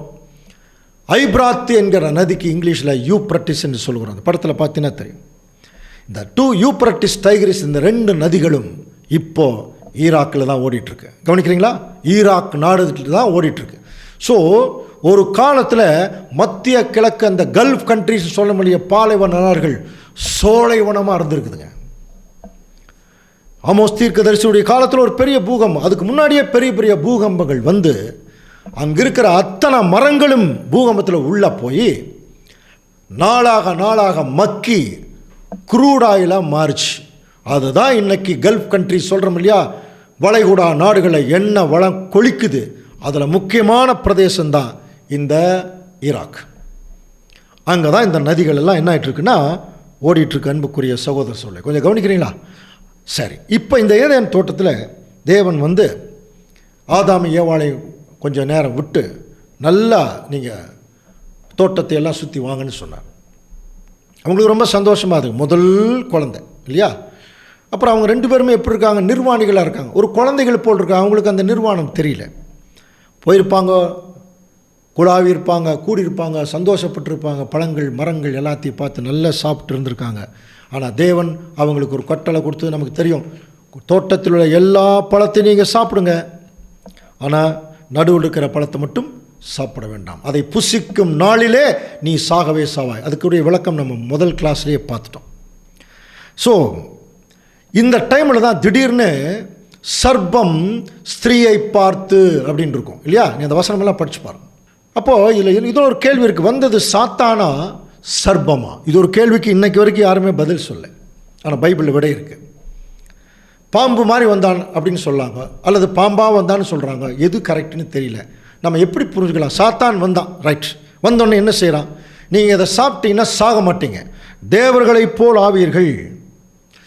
அவன் எப்படி தெரியுங்களா தந்திரமாக இருக்கான் அப்படின்னா, உங்களை சாப்பிட வேண்டாம்னு சொல்லியிருப்பாரே அப்படின்னு ஆரம்பிக்கிறான். ஒரு ஒரு ஒரு ஒரு ஆவலோட கேள்வியில் இல்லையா? அப்போ ஆரம்பித்து ஏவாளை எப்படியோ ஏமாற்றிட்டான் பாருங்க. இல்லை நீங்கள் வந்து சாப்பிடுங்க, சாக மாட்டீங்க, தேவர்களைப் போல் ஆவீர்கள். இதில் இன்னொரு விஷயம் இருக்குது, இன்னொரு ஆச்சரியமான உண்மை இருக்குது. தீமோத்தேயுக்கு அப்போஸ்தலனாகிய பவுல் எழுதும்போது ஆதாம் வஞ்சிக்கப்படவில்லைன்னு ஒரு வசனம் இருக்கும். சரிங்களா? அப்படின்னு என்ன அர்த்தம்? சாத்தான் ஆதாமைத்தான் முதல்ல போய் கான்டாக்ட் பண்ணியிருக்கான். ஆதாம் தேவனுடைய நேரடியான கட்டளை வாங்கினதுனால அவர் ஒத்துக்க மாட்டேன்னு சொல்லியிருப்பார். அதனால் இவர்கள் தனியாக இருக்கும்போது ஏதோ ஒரு சந்தர்ப்பத்தில் இப்போ ஏவாள் கிட்ட வந்துட்டான். எவ்வளோ பெரிய ஞானி பாருங்க, எங்கே அடித்தா யார் விழுவாங்கன்னு தெரியும். இப்போ ஏவாள்கிட்ட வந்து நீங்கள் வந்து அந்த பழத்தை சாப்பிடுங்க. அந்த பழம் கூட எப்படி இருந்ததுன்னு சொல்லி நம்ம படிச்சிருக்கிறோம். அந்த பழம் கூட பார்வைக்கு இன்பமும், ஆதியாகமம் 3ஆம் அதிகாரம் 6ஆம் வசனத்தில், அந்த விருட்சம் புசிப்புக்கு நல்லதும் பார்வைக்கு இன்பமும் புத்தியை தெளிவிக்கிறதுக்கு இச்சிக்கப்படத்தக்க விருட்சமாக இருந்தது. பார்த்தோன்னே சாப்பிடணும் போல் ஆசையாக இருக்குமா? இப்போ நம்முடைய சைக்காலஜியை இதை செய்ய வேண்டாம்னு சொன்னால் அதைத்தான் செய்வோம். இதை பார்க்க வேண்டாம்னா பார்த்தா என்ன அப்படின்னு அதைத்தான் பார்ப்போம். இந்த சைக்காலஜி அப்போவே யூஸ் ஆகிடுச்சு பாருங்க. எந்த பழத்தை சாப்பிட வேண்டாம்னு தேவன் சொன்னாரோ அந்த பழத்தை இச்சிக்கப்படத்தக்க மாதிரி காட்டி அங்கே ஏவாளை சாப்பிட வச்சுட்டான். ஏவாளுக்கு அந்த நாலேஜ் இல்லை இல்லையா? ஓகே, இப்போ ஏவாள் சாப்பிட்டாச்சு. சாப்பிட்டு இப்போ ஆதாமுக்கு கொண்டு வந்து கொடுக்குறாங்க. இப்போ ஆதாம் என்ன சொல்லியிருக்க வேணும் பாருமா? சரி, தெரியாமல் நீ சாப்பிட்ட, இப்போது நான் சாப்பிடக்கூடாது, ஏன்னா தேவன் என்னைத்தான் முதல் முறையாக அவர் உருவாக்கியிருக்கார், அவருக்கு நான் உண்மையாக இருக்கணும், நான் வந்து சாப்பிடக்கூடாது அப்படின்னு தானே சொல்லியிருக்கணும். ஆனால் இவர் வாங்கி என்ன பண்ணிட்டார்? சாப்பிட்டார். என்ன காரணம்? இதை தெரியணும். ஏன் ஏவாள் இடத்துல ஆதாம் அந்த பழத்தை வாங்கி சாப்பிட்டார்? என்ன சொல்லலாம்? என்ன காரணம்? உலக தோற்றம் முதல் தேவனுடைய கேரக்டர் தான் அங்கே காரணம். அந்த கேரக்டர் என்ன? அன்பு. எப்படி தெரியுங்களா? தேவன் முதல் ஆதாமை உருவாக்கி அந்த ஏதேன் தோட்டத்தில் தனியாக உலாவ விட்டார். ஆதாம் உலாவிட்டே இருக்கார். ஏதோ ஒரு ஏக்கம், தனியாக இருக்கிறார். அவருக்கு ஏதோ ஒரு தேவைப்படுற மாதிரி இருக்கு. இதை பார்த்துட்டு தாங்க ஆதாம் தேவன் என்ன முடிவு பண்ணுறாருன்னா, அவன் தனிமையாக இருப்பது நல்லதல்ல அப்படின்னு சொல்லி தான். கவனிச்சு பாருங்கள், தேவன் எவ்வளோ ஒரு டேஸ்ட் உள்ள கடவுள் பாருங்க. இன்னொரு ஆதாமை உருவாக்கி நீ 2 பேரும் நடங்கன்னு சொல்லியிருக்கலாம் இல்லையா? அந்த ஆப்போசிட் லவ், ஆப்போசிட் ரியாக்ஷன். தேவன் எவ்வளோ ஒரு டேஸ்ட் உள்ள கடவுள் பாருங்கள். ஒரு பெண்ணை உருவாக்கி அது எப்படி தனக்குள் இருந்து உருவாக்கிட்டான். இதுதாங்க பிரச்சனை. தனியாக ஆதாம் ஏவாளை செஞ்சுருந்தா நீ என்னமோ போன்னு அவர் கூட அவர் விலக்கி விட்டுருக்கலாம். ஆனால் அவர் எப்படி தன் மனைவியை ரொம்ப நேசிக்க ஆரம்பிச்சிட்டார். தன்னை உருவாக்கின ஆண்டவர் இயேசு கிறிஸ்துவை விட்டுட்டு இவர் என்ன பண்ணிட்டார்னா உருவாக்கின மனைவியை அதிகமாக நேசிக்க ஆரம்பிச்சிட்டார். அதுக்கு என்ன காரணம்னா தனக்குள் இருந்து எடுத்ததுனால. எப்படி நம்ம குழந்தை நம்முடைய வயிற்றுக்குள்ளிருந்து வெளியே வந்தோடனே அந்த தாய் அந்த குழந்தையை எப்படி அன்பு காட்டுது, அதே மாதிரி தான், அதே அன்பு தான். அந்த அன்பு ஆதாமுக்குள்ளே வந்ததுனால தேவனை மறந்துட்டு இப்போ என்ன பண்ணிட்டார்னா அந்த ஏவாள் மேலே வைத்த அன்புனால இப்போது அந்த கீழ்ப்படியாமைக்குள்ளே போயிட்டார், சாப்பிட்டுட்டார். இதை செய்ய வச்ச அந்த மகா பெரிய புத்திசாலி யாருன்னா நம்ம படிக்கிறோம் இல்லையா, சாத்தான். என்ன மாதிரி ஏமாற்றிட்டான் பாருங்கள். டைரெக்டாக ஆதாமிட்ட போயிருக்கான். அவர் ஏமாறலன்னு எங்கே அடித்தா யார் விழுவாங்கன்னு அவனுக்கு தெரியுங்க. நம்மெல்லாம் கவனிங்க, சாத்தானை ஜெயித்து விடுவோன்னு பாட்டு பாடிட்டு இருக்கிறோம். அவனுடைய பாக்கெட்டில் உட்காந்துக்கிட்டு அவன் பாப்பான், நீ என்னை ஜெயிக்கிறவனா, நீ ஒட்டுமொத்த ஜனங்களையும் என்னுடைய கண்ட்ரோலில் வச்சுருக்கேன்னு சொல்லுவான் அவன். அந்த மாதிரி மகா பெரிய புத்திசாலி சாப்பிட வச்சுட்டான் பாருங்க ஏவாளை. புரியுதுங்களா? ஸோ இவனை பற்றின நாலேஜ் அவங்களுக்கு இல்லை. அதனால தான் ஆண்டவர் இயேசு கிறிஸ்து முதல் வருகையில் வந்தபோது இஸ்ரேல் ஜனங்கள் மத்தியில் அவங்க கீழ்ப்படியாமையே போயிட்டுருக்காங்க. ஏன்னா கீழ்ப்படியாமையின் பிள்ளை இடத்துல தான் அவன் கிரியை செய்கிறான். ஆதாமையும் ஏவாளையும் கீழ்ப்படியாமல் பண்ணிட்டான், உலக ஜனங்களை கீழ்ப்படியாமல் பண்ணிட்டான், சொந்த ஜனங்களாக இஸ்ரேல் ஜனங்களையும் கீழ்ப்படியாமல் பண்ணிட்டான். அதனால் ஆண்டவர் சொல்கிறார், வாசிக்கலாம், யோவான் 8:44 வாசிக்கலாம். நீங்கள் உங்கள் பிதாவாகிய பிசாசானவனால் உண்டானவர்கள், உங்கள் பிதாவினுடைய இச்சைகளின்படி செய்ய மனதாய் இருக்கிறீர்கள். அவனுடைய இச்சையின்படி செய்ய மனதா இருக்கு. முதல்ல அந்த இச்சையை செஞ்சதை யாருன்னா ஏவாள் தான். பாருங்க அடுத்தது, அவன் ஆதி முதற்கொண்டு மனுஷ கொலைபாதகனாய் இருக்கிறான். சத்தியம் அவனிடத்தில் இல்லாதபடியால் அவன் சத்தியத்திலே நிலை நிற்கவில்லை. அவன் பொய்யனும் பொய்யுக்கு பிதாவுமாய் இருக்கிறபடியால். அவன் யாருன்னா ஆதி முதல் கொண்டு மனுஷ கொலைபாதகன். ரெண்டாவது அவன் பொய்யனும் பொய்யுக்கு பிதாவுமா இருக்கானா. அவன் பொய் பேசும்போது அவன் சொந்தத்தில் எடுத்து தான் பேசுவான். தேவன் என்ன சொன்னார்? புசிக்கும் நாளிலே சாகவே சாவாயின்னு சொன்னார். இவன் என்ன சொன்னான்?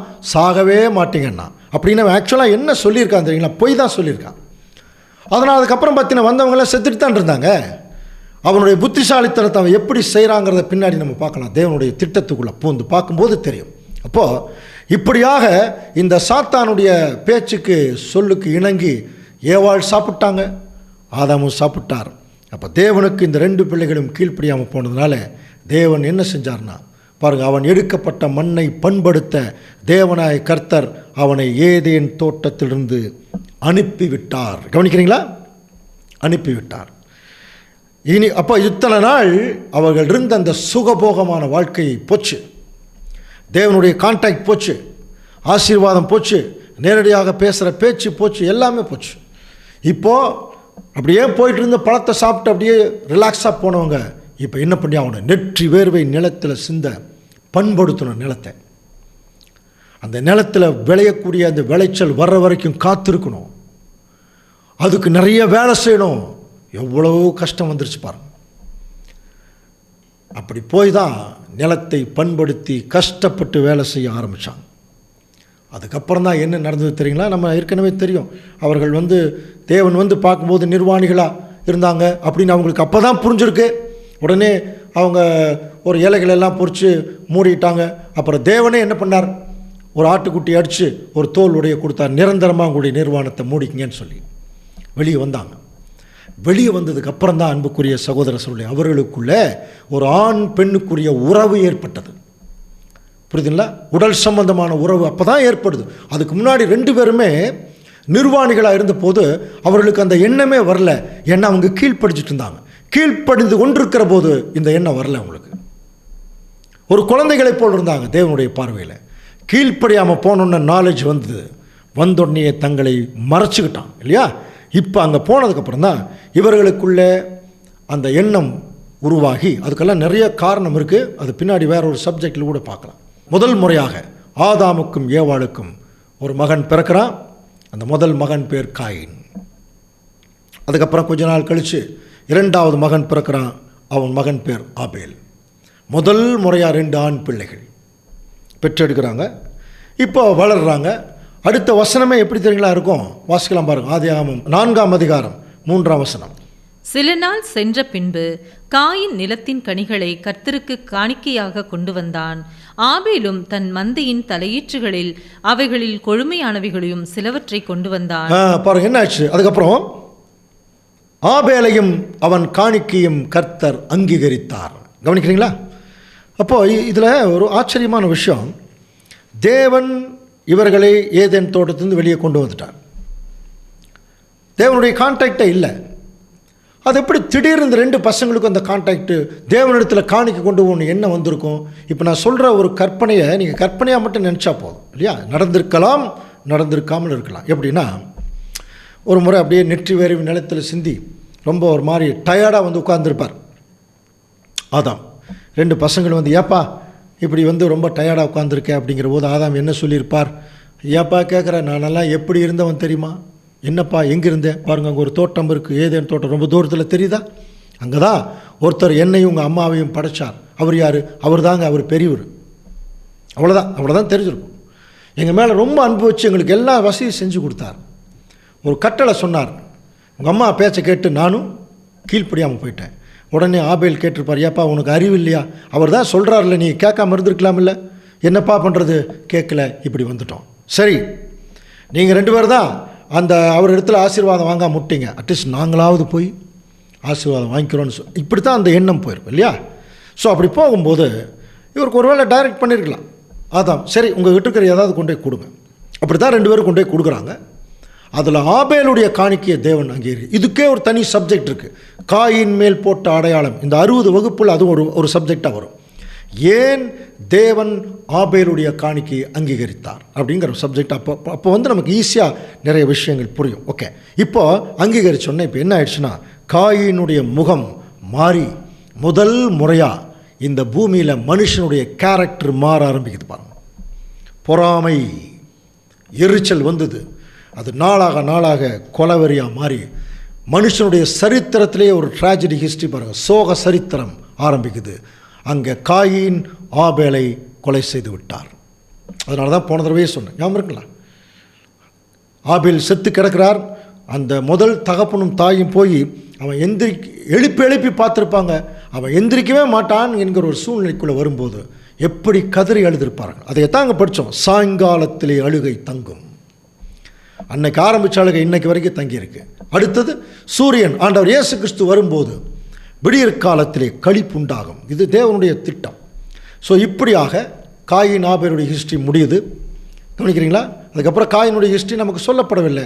ஆபேல் இறந்துட்டார். அதுக்கப்புறம் சேத்துன்னு ஒரு மகன் பிறக்கிறார் ஆதாமுக்கு.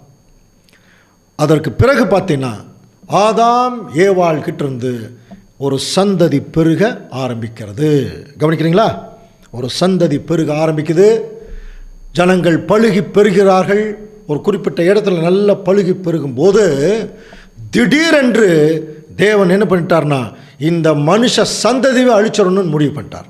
அதுதான் ஆச்சரியம். திடீர்னு ஒரு ஜலப்பிரளயத்தில் இவங்களை எல்லாத்தையும் அழிச்சிடலாம். ஏன் அந்த மாதிரி ஒரு எண்ணம் தேவனுக்கு வந்தது?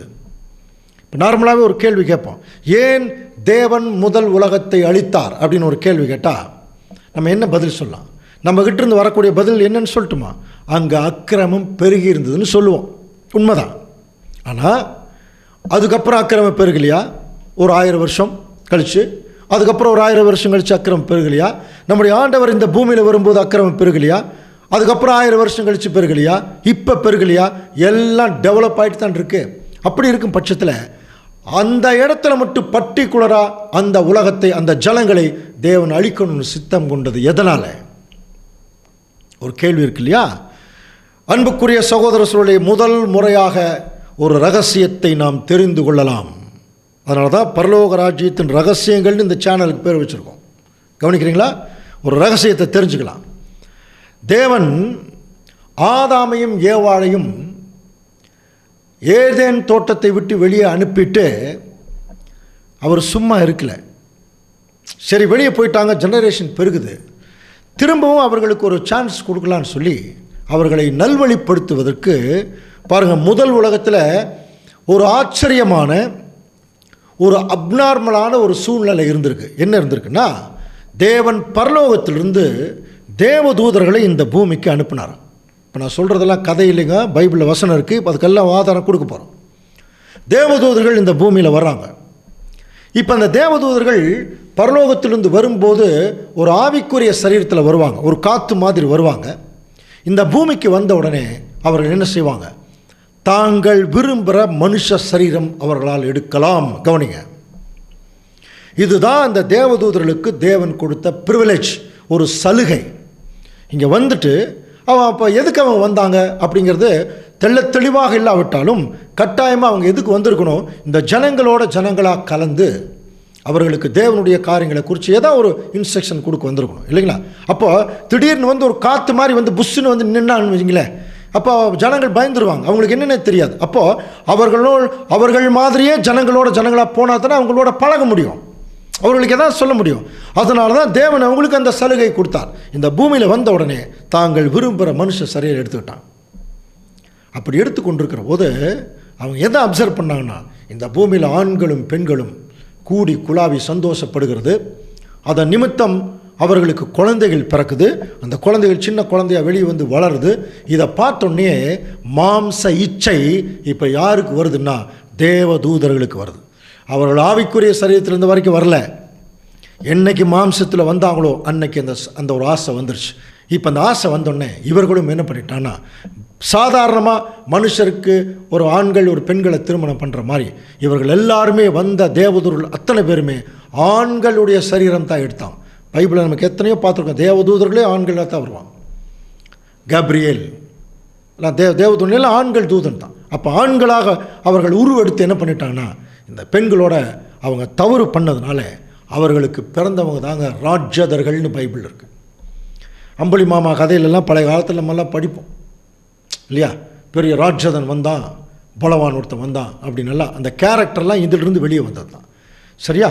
இப்போ என்ன ஆயிடுச்சு, ஒரு தெய்வ பக்தி உள்ள சந்ததி வருவதற்கு பதிலாக அன்றைக்கிருந்த முதலாம் உலகம் முழுவதும் ராட்சத சந்ததியாக உருவெடுத்தார்கள். கவனிக்கிறீங்களா? சரி, இப்போ நான் சொன்னது வெறும் கதையா இல்லை பைபிள் இருக்கா? இப்போ வாசிக்கலாம். ஆதியாகமம் 6ஆம் அதிகாரம் 1ஆம் வசனம்.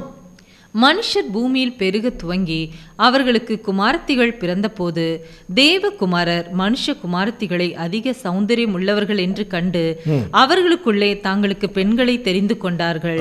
பார்த்தீங்கன்னா, அவர்களுக்குள்ளே தங்களுக்கு பிள்ளைகளை அவர் தெரிந்து கொண்டார்கள். அதுக்கப்புறம் பார்த்தீங்கன்னா, அந்த நாட்களில் ராட்சதர்கள் பூமியிலே இருந்தார்கள். ஆதியாகமம் 6ஆம் அதிகாரம் 4ஆம் வசனம். பின்பு தேவகுமாரர் மனுஷ குமாரத்திகளோட கூடுகிறதுனால இவர்கள் அவர்களுக்கு பிள்ளைகளை பெற்றபோது இவர்களும் பூர்வத்திலே பேர் பெற்ற மனுஷராகிய பலவான்களானார்கள். ஸோ இந்த தேவதூதர்களுக்கும் மனித குமாரத்திகளுக்கும் பிறந்தவங்க தான் ராட்சதர்கள். அவங்க எப்படி இருப்பான்னா, சாதாரண மனுஷனை விட 10 மடங்கு உடல் அளவில் பெரிய ஆட்களாக இருப்பாங்க. பாருங்கள், இந்த படத்தையெல்லாம் கொஞ்சம் பாருங்கள்.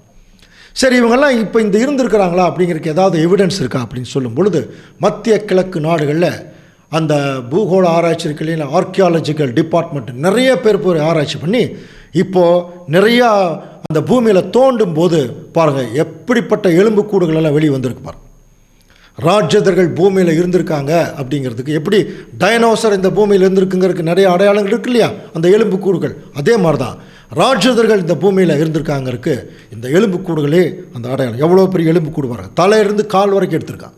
எவ்வளோ பெரிய மனுஷனாக இருந்திருக்காங்க பாருங்கள். இதெல்லாம் ஒரிஜினல் பிக்சர். ஒரு மனுஷனுடைய மண்டையோடு பாருங்கள் எவ்வளோ பெருசு இருந்திருக்கு. ஸோ இப்படிப்பட்ட ராட்சதர்கள் ஒரு சந்ததி தான் இந்த பூமியில் உருவாயிடுச்சு. இப்போது நம்முடைய கேள்வி என்னென்னா, இது எப்படி நடந்தது, இதுக்கெல்லாம் என்ன காரணம் அப்படின்னு ஒரு கேள்வி கேட்டோம்னா, அன்புக்குரிய சகோதரர்களுடைய ஒரு வசனம் தான் நமக்கு பதில் சொல்லும். பாருங்கள், அப்போஸ்தலனாகிய பவுல் அதை சொல்கிறார். எபிரேயர் 2ஆம் அதிகாரம் 5ஆம் வசனம் வாசிக்கலாம். இனிவரும் உலகத்தை குறித்து பேசுகிறோமே, அதை அவர் தூதர்களுக்கு கீழ்ப்படுத்தவில்லை. கவனிக்கிறீங்களா? இப்போ பவுல் 2ஆம் உலகத்தில் இருந்துட்டு பேசுகிறார். இனி வரும் உலகத்தை குறித்து பேசுகிறோமே, அதை அவர் தூதர்களுக்கு கீழ்ப்படுத்தவில்லைன்னு சொல்கிறார். அப்படின்னா எப்படி புரிஞ்சுக்கணும்? அப்போ இதுக்கு முன்னாடி இருந்த அழிஞ்சு போன உலகம் தூதர்களுக்கு கீழ்ப்பட்டிருந்தது அப்படிங்கிறத புரிஞ்சுக்கணும். அங்கே தான் என்ன நடந்தது? ஆதியாகமத்தில் படித்தோம் இல்லையா? தேவகுமாரர் மனுஷகுமாரத்திகளை அதிக சௌந்தரியம் உள்ளவர்கள் என்று கண்டு இப்போ தேவன் என்ன பண்ணார்னா, இது ஒரு மகா பெரிய ராஜ்யத சந்ததி உருவானதுனால தேவன் என்ன பண்ணுறார்? இந்த சந்ததியை அழிக்கிறதுக்கு அவர் சித்தம் கொண்டார். ஒரு வசனம் கூட வாசிக்கலாம் பாருங்கள். ஆதியாகமம் 6ஆம் அதிகாரம் 6ஆம் வசனம் வாசிக்கலாம். தாம் பூமியிலே மனுஷனை உண்டாக்கினதற்காக கர்த்தர் மனஸ்தாபப்பட்டார். பாருங்க, இதை பார்த்துட்டு பூமியில் எதுக்காக இந்த மனுஷனை படைச்சோம் அப்படிங்கிற மாதிரி மனஸ்தாபப்பட்டார். அது அவர் இருதயத்துக்கு விசனமாக இருந்ததுன்னு ஆதியாகமம் 6ஆம் அதிகாரம் 6ஆம் வசனம் சொல்லுது. ஆனால் 1 சாமுவேல் 15ஆம் அதிகாரம் 29ஆம் வசனம் என்ன சொல்லுதுன்னா, இஸ்ரேலின் ஜெயபலமானவர் பொய் சொல்லுகிறதில்லை, தாம் சொன்னதை பற்றி மனஸ்தாபப்படுகிறதும் இல்லை, மனம் மாற அவர் மனுஷன் அல்ல அப்படின்ட்டுருக்கு. அப்போ ஒரு இடத்துல மனஸ்தாபப்பட்டார்னு இருக்கு, இன்னொரு இடத்துல அப்படியெல்லாம் மனஸ்தாபமெல்லாம் பட மாட்டார். அப்போ தேவன் நமக்கு நல்லா தெரியும், முக்காலமும் அறிந்தவர், சர்வ வல்லமையுள்ள கடவுள், அவருக்கு எல்லாமே தெரியும். அதனால் அவர் மனஸ்தாபப்படணுங்கிற அவசியம் இல்லை. நடக்கிறது அவருடைய சித்தத்தின்படி தான் நடக்குதுன்னு புரிஞ்சுக்கணும். அப்போது இந்த வசனத்தை கொஞ்சம் உற்று இங்கிலீஷ்லாம் பார்க்கும்போது அவர் பரிதாபப்பட்டிருக்கார். ஏன் பரிதாபப்பட்டிருக்காருன்னா, இன்னும் கொஞ்ச நாள் இந்த சந்ததி என்ன ஆக போகுது? அழிய போகுது. அதுக்கு ஒரு டைம் ஃபிக்ஸ் பண்ணாராம் தேவன். வாசிக்கலாம் பாருங்க, ஆதியாகமம் 6ஆம் அதிகாரம் 3ஆம் வசனம். அப்பொழுது கர்த்தர், என் நாவி என்றென்றைக்கும் மனுஷனோடே போராடுவதில்லை, அவன் மாம்சம் தானே, அவன் இருக்க போகிற நாட்கள் 120 வருஷம். பாருங்க, ஒரு டைம் ஃபிக்ஸ் பண்ண, அவன் இருக்க போகிற நாட்கள் 120 வருஷம் தேவன் டிசைட் பண்ணிட்டார். ஸோ இந்த டைமில் தான் அங்கே என்ன நடந்திருக்குது? நோவாவுக்கோ அப்படின்னு ஆரம்பிக்கிறார். ஆதியாகமம் 6:8 நோவாவுக்கோ கர்த்தருடைய கண்களில் கிருபை கிடைத்தது. நோவாவின் வம்ச வரலாறு பற்றி சொல்லும்போது, நோவா தன் காலத்தில் இருந்தவர்களுக்குள்ளே, அங்கே முதலாம் உலகத்தில் இப்போ ஒரு மகா பெரிய ஒரு அசுத்தம் போயிட்டுருக்கு. இங்கே தன் காலத்தில் இருந்தவர்களுக்குள்ளே நீதிமானும் உத்தமனுமாய் இருந்தான். நோவா தேவனோடே சஞ்சரித்து கொண்டிருந்தான். கவனிக்கிறீங்களா? நோவா உத்தமன், நீதிமான். அந்த காலத்தில் ஒரே ஃபேமிலி இவங்க மட்டும்தான், தேவனுக்கு பிரியமான ஃபேமிலி. உத்தமனும் நீதிமானும் இருந்தான். அப்புறம் தேவனோடே சஞ்சரித்து கொண்டிருந்தான். அப்போ மற்றவங்க எல்லாரும் தேவ தூதர்களோட சஞ்சரித்து கொண்டிருந்தார்கள். கவனிக்கிறீங்களா? மற்ற எல்லாரும் தேவதூதர்களோட சஞ்சரித்தாங்க. தேவன், அதாவது நோவா தேவனோட சஞ்சரித்தார். இப்போ நமக்கு தெரியும், நோவாவுக்கு சேம், காம், யாப்பேத்து 3 பேர். இந்த பூமி முழுவதும் கொடுமையினால் அங்கே நிறைஞ்சு சீர்கெட்டதாக இருந்தது. தேவன் பூமியை அழிக்க சித்தம் கொண்ட போது தேவன் நோவாவை கூப்பிட்டு சரியான அளவுகள் கொடுக்குறார். அதெல்லாம் பைபிளே நீங்கள் படிக்கலாம். ஒரு பெரிய நீர்மூழ்கி கப்பலை கட்ட சொல்கிறார். கவனிக்கிறீங்களா? சப்மரைன் நீர்மூழ்கி கப்பல். அது 3-4 லேயர் இருக்கும். காரணம் என்னென்னா, ஏறக்குறைய 1.5 வருஷத்துக்கு தேவையான உணவுப் பொருள், புரியுதுனா, பயிர் வகைகள், விளைவிக்கக்கூடிய பொருள்கள், புல்பூண்டுகள், அப்புறம் ஒவ்வொரு ஜோடான மிருகங்கள், இவைகளெல்லாம் தனியாக அடைக்கிறதுக்கு நிறையா ரூம்ஸ் வேணும். அவைகளை பராமரிக்கிறதுக்கு தேவையான பொருள்கள் வேணும், தேவையான உணவுப் பொருள்கள் வேணும். இது எல்லாம் பராமரிக்கணும். அதுக்கு தான் தேவன் ஒரு பெரிய அளவு கொடுத்து ஒரு மிகப்பெரிய நீர்மூழ்கி கப்பலை கட்ட சொல்கிறார். அப்போவே எந்த டெக்னாலஜி இல்லாத காலத்தில் ஒரு நீர்மூழ்கி கப்பலை தேவன் சொன்ன டிசைனில் கட்டினார் நோவா. அதனுடைய அளவுகளை கொஞ்சம் பார்த்தீங்கன்னா, ஒரு ஜம்போ ஜெட் விமானத்தை 3 பெரிய அளவு இருக்குமா. அந்த பேழை நம்ம சொல்கிறோம் இல்லையா, நோவா பேழை. இப்போது இவ்வளோ பெரிய கப்பலை இவர் தனிப்பட்ட முறையில் கட்டியிருக்கிறதுக்கு வாய்ப்பே இல்லை. எத்தனை பொருள்கள், மரங்கள் வேணும். அப்போ நிறைய ஜனங்கள் அவருக்கு ஹெல்ப் பண்ணியிருப்பாங்க இல்லையா. அப்போ அவங்க கேட்டிருப்பாங்களே இல்லையா, ஆமாம் எதுக்குங்க இந்த மாதிரி இவ்வளோ பெரிய, நம்ம தான் எங்கே போனாலும் ரொம்ப நல்லா தான் இருக்கும். ஏன்னா நோவா காலத்தை பொறுத்த வரைக்கும் மேலேயும் தண்ணி இருந்தது, கீழேயும் தண்ணி இருந்தது. மேலே தண்ணி கண்டென்ஸ் ஆகிருந்ததுனால மேலே இருக்கக்கூடிய சூரியனுடைய கிரணங்கள் இந்த பூமிக்கு வரவே இல்லை. ஒரு ஏர் கண்டிஷன் நிலைமையில் தான் அவங்க பாவம் செஞ்சுட்டு இருந்தாங்க. எப்படி கண்டுபிடிக்கலாம்? நோவா அந்த ஜலப்பிரளயத்துக்கு முன்னாடி திராட்சை ரசம் அறுவடை செஞ்சு ஒரு கண்டெய்னரில் வச்சு ரொம்ப நாள் வச்சுருந்து குடிச்சிருக்கார். ஒன்றுமே ஆகலை. அதுக்கப்புறம் நோவா அந்த ஜலப்பிரளயத்துக்கு பிறகு மேல் இருக்கிற தண்ணியெல்லாம் கீழே வந்துருச்சு, பெரும் கடல்களாக உருவாயிடுச்சு. அப்போ சூரியனுடைய டைரக்டான கதிர்கள் இங்கே மேலே படும்போது ஹீட் வர ஆரம்பிச்சிருச்சு இல்லையா? இதே மாதிரி திராட்சை ரசத்தை அறுவடை செஞ்சு ஒரு கண்டெய்னரில் வைக்கிறார். நாளாக நாளாக அது புளிச்சு போய் அது சாராயமாக மாறிடுச்சு. குடிச்சாரு, போதையில் படுத்துக்கிட்டார். படிக்கிறோமா இல்லையா? அப்போ பாருங்கள், இப்போ அந்த காலத்திலேயே எத்தனையோ ஜனங்கள் அவருக்கு ஹெல்ப் பண்ணியிருப்பான். அவங்க கேட்டிருப்பாங்க, ஒரு பெரிய அழிவு வரப்போதுன்னு சொல்லியிருப்பாங்க. யாருமே நம்பலை. ஆனால் நோவா உறுதியாக விசுவாசிச்சார். அன்புக்குரிய சகோதர சகோதரி, கவனிக்கிறீங்களா? தேவன் அதனால தான் இந்த பூலோகத்தினுடைய மாம்சமான யாவருடைய முடிவும் எனக்கு முன்பாக வந்தது, எல்லா கொடுமையினால் நிறைஞ்சிருக்கு, அவர்களை நான் அழிச்சிட்றேன்னு சொல்லிட்டு தேவன் என்ன பண்ணிட்டார்னா ஒரு பேழையை செஞ்சாங்க. எல்லாம் பர்ஃபெக்டாக முடிஞ்சுது. தேவனே கதவை சாத்தினார்னு படிச்சிருக்கோம். கவனிக்கிறீங்களா? ஏன் தெரியுமா? ஒரு வேளை இவங்களே கதவை சாத்த வச்சுருந்தா யாராவது ஒருத்தர் நல்ல பெரிய மரத்தை தூக்கி கொடுத்தாருங்க, அதனால் இவரை மட்டும் உள்ளே எடுத்துக்கலான்னு சொல்லி உள்ளே போட்டிருந்தாருன்னா மறுபடியும் அதே ஒரு தெய்வ பக்தி உள்ள சந்ததி வர்றதுக்கு பதிலாக ராஜ சந்ததி மறுபடியும் அடுத்த ஜெனரேஷனுக்கு போயிடும். அதனால தான் தேவனே சாத்தினார். 1 நாள் ஆச்சு, 2 நாள் ஆச்சு, மழையே வரல. 3 நாள் ஆச்சு, 4 நாள் ஆச்சு, மழையே வரல. நாம் ஒருவேளை அந்த பேழை கொண்டு வந்தால் லைட்டாக அப்படி ஜன்னல் திறந்து பார்த்துருப்போம், இங்கே வருதா வரலையா? ஆனால் நோவா பாருங்கள், 7 நாளும் மிகுந்த விசுவாசம் உடையவரான். ஆனால் இவங்க உள்ளே உட்காண்ட்ருக்காங்க, வெளியில் இருக்கிற ஜனங்களெல்லாம் எவ்வளோ பரியாசம் பண்ணியிருப்பாங்க தெரியுங்களா? பாருங்கள், ஒரு முட்டாள் மாதிரி உள்ளே போய் உட்காந்துட்ருக்கார் அப்படின்னு சொல்லி அந்த மாதிரி தாங்க இப்போ பரியாசம் பண்ணுவாங்க ஜனங்க.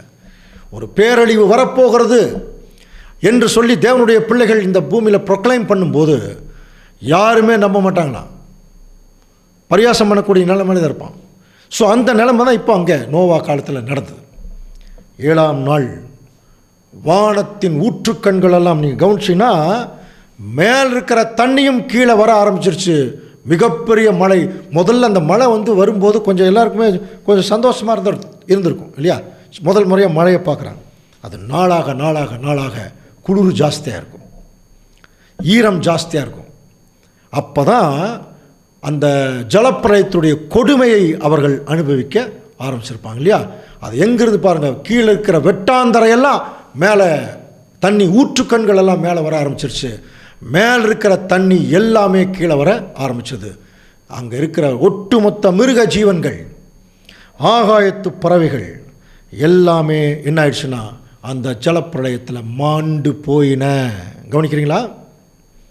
அந்த ஜலப்பிரளயத்தில் எல்லாம் மாண்டு போயின. ஸோ முதல் உலகம் இப்படியாக ஒரு நிறைவுக்கு வந்தது. இப்போ கவனிங்க, இனிமேல் தான் முக்கியமான பாயிண்ட்டுக்கே வரப்போகிறோம். இந்த காரியத்தை முற்றிலும் கவனித்த தேவனுடைய பிள்ளைகளுக்கு ஒரு கொஸ்டின் வரணும். இப்போ பாருங்கள், இந்த முதல் உலகம் ஜலப்பிரளயத்தில் அழிந்து போகும்போது மனுஷ ஜாதி, அந்த ராஜ்யத சந்ததி எல்லாமே, மிருக ஜீவன்கள், பறவைகள் எல்லாமே அழிஞ்சிருச்சு. இன்னொரு பக்கம் நோவாவும் அவருடைய குடும்பமும் அந்த கப்பலுக்குள்ளே வந்ததுனால அவர்கள் சேஃபாய் தப்பிச்சுக்கிட்டு 2ஆம் உலகத்துக்குள்ளே போயிட்டாங்க. இதுதான் ரிசல்ட்டு. முதலாம் உலகத்தினுடைய அழிவினுடைய ரிசல்ட்டு. எல்லாம் மாண்டு போயிடுச்சு. நோவாவுடைய பிள்ளைகளும் அந்த கப்பலுக்குள்ள இருந்து 2ஆம் உலகத்துக்குள்ளே போயிட்டாங்க. இதோட ரிசல்ட் முடிஞ்சுதானா? இல்லை. நமக்கு அறியாத ஒரு ரகசியம் இந்த அழிவில் நடந்தது தெரியுங்களா?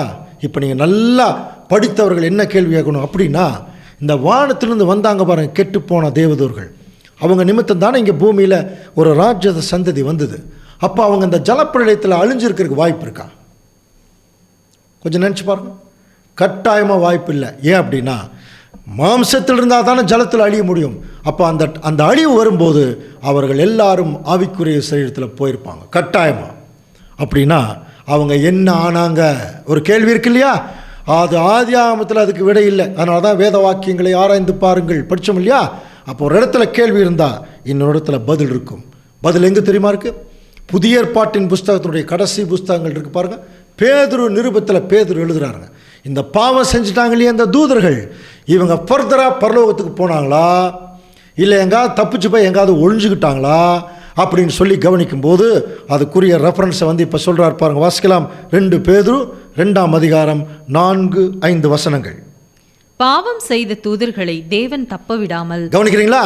பாவம் செஞ்ச தூதர்களை தேவன் தப்ப விடலையா? என்ன பண்ணார் பாருங்க. அந்தகார சங்கிலிகளினாலே கட்டி நரகத்திலே தள்ளி நியாய தீர்ப்புக்கு வைக்கப்பட்டவர்களாக ஒப்பு கொடுத்து. இந்த பாவம் செய்த தூதர்கள் இவங்க என்ன பண்ணிட்டாங்கன்னா மறுபடியும் ஆவிக்குரிய சரீரத்தில் வந்துட்டாங்க. ஆனால் தேவன் இவங்களை தப்பு வைக்க விடலை. அவங்கள என்ன பண்ணுறாரு, அந்தகார சங்கிலியினாலே கட்டி நரகத்தில் தள்ளிட்டார்னு இருக்கும். இப்போ நரகம்ங்கிறதே எங்கே இருக்குன்னு ஒரு பெரிய கொஸ்டின் இருக்குது. இந்த இடத்துல நரகத்தில் தள்ளி நியாய தீர்ப்புக்கு வைக்கப்பட்டவர்களாக ஒப்பு கொடுத்து அப்படிங்கிற ஒரு விஷயம் சொல்லப்பட்டது. அப்படின்னா இந்த தேவதூதர்கள் இப்போ எங்கே இருக்கிறாங்க அப்படின்னு சொல்லி கவனிக்கும் போது 1 பேதுரு 3:18 ஏனெனில் கிறிஸ்துவும் நம்மை தேவனிடத்தில் சேர்க்கும்படி அநீதி உள்ளவர்களுக்கு பதிலாக நீதி உள்ளவராய் பாவங்களின் நிமித்தம் ஒரு தரம் பாடுபட்டார். இது ஜெனரலான வசனம். அவர் மாம்சத்திலே கொலையுண்டு ஆவியிலே உயிர்ப்பிக்கப்பட்டார். கவனிங்க, அடுத்த வசனம் ரொம்ப முக்கியம். அந்த ஆவியிலே அவர் போய் காவலில் உள்ள ஆவிகளுக்கு பிரசங்கித்தார்னு இருக்கு. கவனிக்கிறீங்களா? அப்போது இந்த ஆவிகள்ங்கிறது யாருன்னு தெரியணும் இல்லையா? ஏதோ புதுசு ஆவிகளான இல்லை, அடுத்த வசனமே ரெஃபரன்ஸ் கொடுக்குறா பாருங்க. அந்த ஆவிகள் பூர்வத்திலே நோவா பேழையை ஆயத்தம் பண்ணும் நாட்களிலே தேவன் நீடிய பொறுமையோடு காத்திருந்த போது கீழ்ப்படியாமல் போனவைகள். புரிஞ்சுதுங்களா? அப்படின்னா இவங்க ஆவிகள் இல்லை, தேவதூதர்கள் தான். அவங்க ஆவியின் சரீரத்தில் இந்த பூமிக்கு வருவாங்க, மாம்ச சரீரம் எடுப்பாங்க, காரியங்களை நிகழ்த்துவாங்க, போயிடுவாங்க. இதுதான் உங்களுடைய நோக்கமாக இருக்குது. ஆனால் இந்த பூமிக்கு வந்து ஆவிக்குரிய சரீரத்தில் வந்து மாம்சத்தில் வந்து பாவம் செஞ்சதுனால இந்த ஆவிக்குரிய சரீரத்தில் இருக்க தேவதூதர்கள் அசுத்தமாயிட்டாங்க இல்லையா? அதனால தான் வேதம் இவங்களுக்கு என்ன பேர் வச்சதுன்னா அசுத்த ஆவிகள்னு பேர் வச்சது. கவனிக்கிறீங்களா? இவங்க தாங்க அசுத்த ஆவிகள். இன்னைக்கு நிறையா நம்ம ஊர்லேயே பேயோட்டம் பிசாசோட்டம்லாம் சொல்கிறாங்க இல்லையா? அதை ஆக்சுவலாக நல்லா புரிஞ்சுக்கலாம். அது ஆக்சுவலாக செத்து போனவர்கள் அல்ல. கவனிங்க, செத்து போனவங்க தூங்கிட்டு இருக்கிறான்னு பைபிள் சொல்லுது. பிரேத குழிகளில் உள்ள அனைவரும் அவருடைய சத்தத்தை கேட்கும் காலம் வரும், யோவானில் இருக்குது வசனம். ஆண்டவர் இயேசு கிறிஸ்து வர்ற வரைக்கும் இங்கே செத்தவங்க மரித்து தூங்கிட்டு இருக்காங்க, அவர் வந்து எழுப்பார். அப்படின்னா இந்த செத்து போனவங்க மாதிரியெல்லாம் வந்து பேசுறது யார் தெரியுங்களா? இவங்க தான் அசுத்த ஆவிகள். நோவா பேழையை ஆயத்தம் பண்ணும் நாட்களில் இவங்க தான் கீழ்ப்படியாமல் போனவங்க. அப்போது இவங்களை கீழ்ப்படியாமல் போக வச்சது யார்? வசனம் படிச்சோம்ல, எபேசியர்ல கீழ்ப்படியாமையின் பிள்ளைகளிடத்திலே கிரியை செய்கிற ஆகாயத்து அதிகார பிரபு. சரிங்களா? இவனும் ஆகாயத்தில் தான் இருக்கான். கவனிங்க, இந்த சாத்தானும் ஆகாயத்தில் தான் இருக்கான். இப்போ அவர் வசனம் படித்தோம் இல்லையா? தேவன் அவர்களை அந்தகாரத்திலே தள்ளி நரகத்தில் தள்ளிட்டார்னு சொல்லி கட்டி வச்சிருக்கார். அந்த நரகம் அப்படிங்கிற வார்த்தை இருக்கு இல்லையா பாருங்க, இது வந்து கிரேக்க பைபிளினுடைய ஒரு இந்த நரகம்ங்கிறதுக்கு ஒரு விளக்கம் பைபிள்லேயே அங்கே கொடுத்துருக்காங்க. அதனுடைய ஒரிஜினல் பேர் என்ன தெரியுங்களா? டார்டரஸ். அந்த டார்டரஸ்ங்கிற வார்த்தையை தான் தமிழில் நரகம் என்று மொழிபெயர்த்திருக்காங்க. ஆக்சுவலாக அந்த டார்டரஸ் அப்படின்னா என்ன தெரியுங்களா? இந்த அட்மாஸ்பியர்னு அர்த்தம். இந்த ஆகாய மண்டலம், காற்று மண்டலம் அப்படின்னு அர்த்தம். அப்படின்னா தேவன் என்ன பண்ணிட்டார்னா, இந்த கெட்டுப்போன தேவதூதர்களை, அதாவது இந்த அசுத்தாவிகளை என்ன பண்ணி வச்சிருக்காருனா இந்த ஆகாய மண்டலத்தில் தாங்க கட்டி வச்சிருக்கார். கவனிக்கிறீங்களா? கீழே பாதாளத்துக்குள்ளே இல்லை, பாதாளத்துக்குள்ளே முன்னே எப்படி வெளியே வர்றது? இந்த ஆகாய மண்டலத்தில் கட்டி வச்சிருக்கார். ஸோ இவர்களை குறித்து இன்னொரு நியூஸ் நமக்கு தெரியணும். யூதா 6வது வசனம் வாசிக்கலாம். தங்களுடைய ஆதி மேன்மையை காத்து கொள்ளாமல் தங்களுக்குரிய வாசஸ்தலத்தை விட்டுவிட்ட தூதர்களையும் மகா நாளின் நியாய தீர்ப்புக்கென்று நித்திய சங்கிலியினாலே கட்டி அந்தகாரத்தில் அடைத்து வைத்திருக்கிறார். தங்களுடைய ஆதி மேன்மையை காத்து கொள்ளாமல், ஆதி மேன்மைங்கிறது தான் பரலோகத்திலிருந்து இந்த பூமிக்கு வருவாங்க, மறுபடியும் பரலோகத்துக்கு போகலாம், தாங்கள் விரும்புகிற மனுஷ சரியை எடுத்துக்குவாங்க. இதுதான் ஆதி மேன்மை. இது அவங்க காத்துக்கொள்ளலை. தங்களுக்குரிய வாசஸ்தலத்தை விட்டுவிட்ட, பரலோகத்தை விட்டு வந்துட்டாங்க. இப்போ அவர்களை மகான நியாய தீர்ப்புக்கென்று அந்தகாரத்தில், அப்படின்னு நம்ம எப்படி புரிஞ்சுக்கணும்? அந்தரத்தில் விட்டார், மேலையும் இல்லாமல் கீழையும் இல்லாமல். கவனிக்கிறீங்களா? அப்படின்னா என்ன அர்த்தம்னா, இந்த தூதர்கள் கெட்டு போனதுனால ஃபர்தராக இவர்கள் பரலோகத்துக்கு போக முடியாது. கவனிங்க, அதே சமயத்தில் தாங்கள் விரும்புகிற மனுஷ சரீரம் இங்கே எடுக்க முடியாது. அதுதான் நடுவில் அந்தரத்தில் விட்ட நிலைமை. இனிமேல் இவங்க நினச்சபடி தாங்கள் விரும்புகிற மனுஷ சரீரம் எடுக்க முடியாது. இவங்க அசுத்தமானதுனால பரலோகமும் போக முடியாது. அதனால தாங்க இந்த அட்மாஸ்பியரில் இருக்கிறாங்க.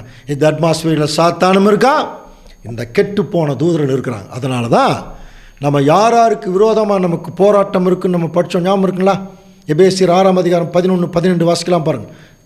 நீங்கள் பிசாசின் தந்திரங்களோடு எதிர்த்து நிற்க திராணி உள்ளவர்களாகும்படி தேவனுடைய சர்வாயுத வர்க்கத்தையும் தரித்து தேவனுடைய சர்வாயுத வர்க்கத்தை தரிச்சுங்க. ஏனெனில் மாம்சத்தோடும் இரத்தத்தோடும் அல்ல. இதுக்கெல்லாம் பெரிய விளக்கம் இருக்கு. துரைத்தனங்களோடும் அதிகாரங்களோடும் இப்பிரபஞ்சத்தின் அந்தகார லோகாதிபதிகளோடும். இப்ப கவனிங்க, வான மண்டலங்களில் உள்ள பொல்லாத ஆவிகளின் சேனைகளோடும் நமக்கு போராட்டம் உண்டு. யாருங்க வான மண்டலங்களில் உள்ள பொல்லாத ஆவிகள்? இவங்க தான் கெட்டுப்போன தேவதூர்கள், இந்த ஆகாயத்தை ஆக்கிரமித்திருக்கிறவர்கள். நம்ம கண்ணுக்கு தெரிய மாட்டாங்க, ஆனால் நம்மளை சுத்தியில் இருப்பாங்க. கவனிக்கிறீங்களா? புரியுதா? நம்மளை சுத்தியில் இருப்பாங்க. இப்போ நம்முடைய சபையில் இந்த சத்தியம் பிரசங்கிக்கப்படுகிறதுனா இதை சுத்தியில் இருந்து பார்த்துட்டு தான் இருப்பாங்க. கவனிக்கிறீங்களா? இவர்கள் தாங்கள் விரும்புகிற மனுஷ சரீரம் எடுக்க முடியறதில்லைங்கிறதுக்காக தான் இன்னொரு மனுஷனுக்குள்ள பூந்துடுறாங்க. கவனிக்கிறீங்களா? இன்னொரு மனுஷனுக்குள்ள பூந்துட்டு அவங்கள அலக்களிக்கிறது. இப்போ நம்முடைய கேள்வி என்னன்னா, சரி இவங்க தான் பரலோகத்திலிருந்து வந்தவங்க, இவங்க ஏன் கீழ்ப்படியாமல் போனாங்க? புரியுதுங்களா? ஏன் கீழ்ப்படியாமல் போனாங்க? என்ன ஆச்சு இவங்களுக்கு அப்படின்னு சொல்லும்போது, இவங்களை கீழ்ப்படியாமல் போக வச்சது சாத்தான். கவனிங்க, அதனால தான் அவனுக்கு என்ன பேர்? கீழ்ப்படியாமையின் பிள்ளைகளிடத்திலே கிரியை செய்கிறான். இவங்களை ஏன் தெரியுங்களா கீழ்ப்படியாமல் போக வச்சான்? இவன் ஆதியில் சொன்ன பொய். கவனிங்க, என்ன பொய் சொன்னான் தெரியுமா? தேவன் நீ செத்துருவேன்னார். இவன் என்ன சொன்னா? நீங்கள் சாகவே மாட்டீங்கன்னா. ஆனால் அங்கே என்ன நடந்தது? எல்லாரும் செத்துட்டு இருந்தான். அப்போ இவன் சொன்ன பொய்யை நிரூபிக்கணும்னா, கவனிக்கிறீங்களா, சாகாமல் இருக்கிறோம்னு ஒரு பொய்யை சொல்லணும். நீ செத்தா கூட ஆவின்னு ஒன்று சுற்றிட்டு இருக்கு, ஆத்மான்னு ஒன்று சுற்றிட்டு இருக்குன்னு ஒரு பொய்யை சொல்லணும். அந்த பொய்யை யார் மூலமாக தான் சொல்ல வைக்கிறான்னா, இந்த கெட்டு போன தேவதூர்கள். நம்ம மக்களுக்கு இது என்னன்னு தெரியாமே ஓட்டிகிட்டு இருக்கிறான்.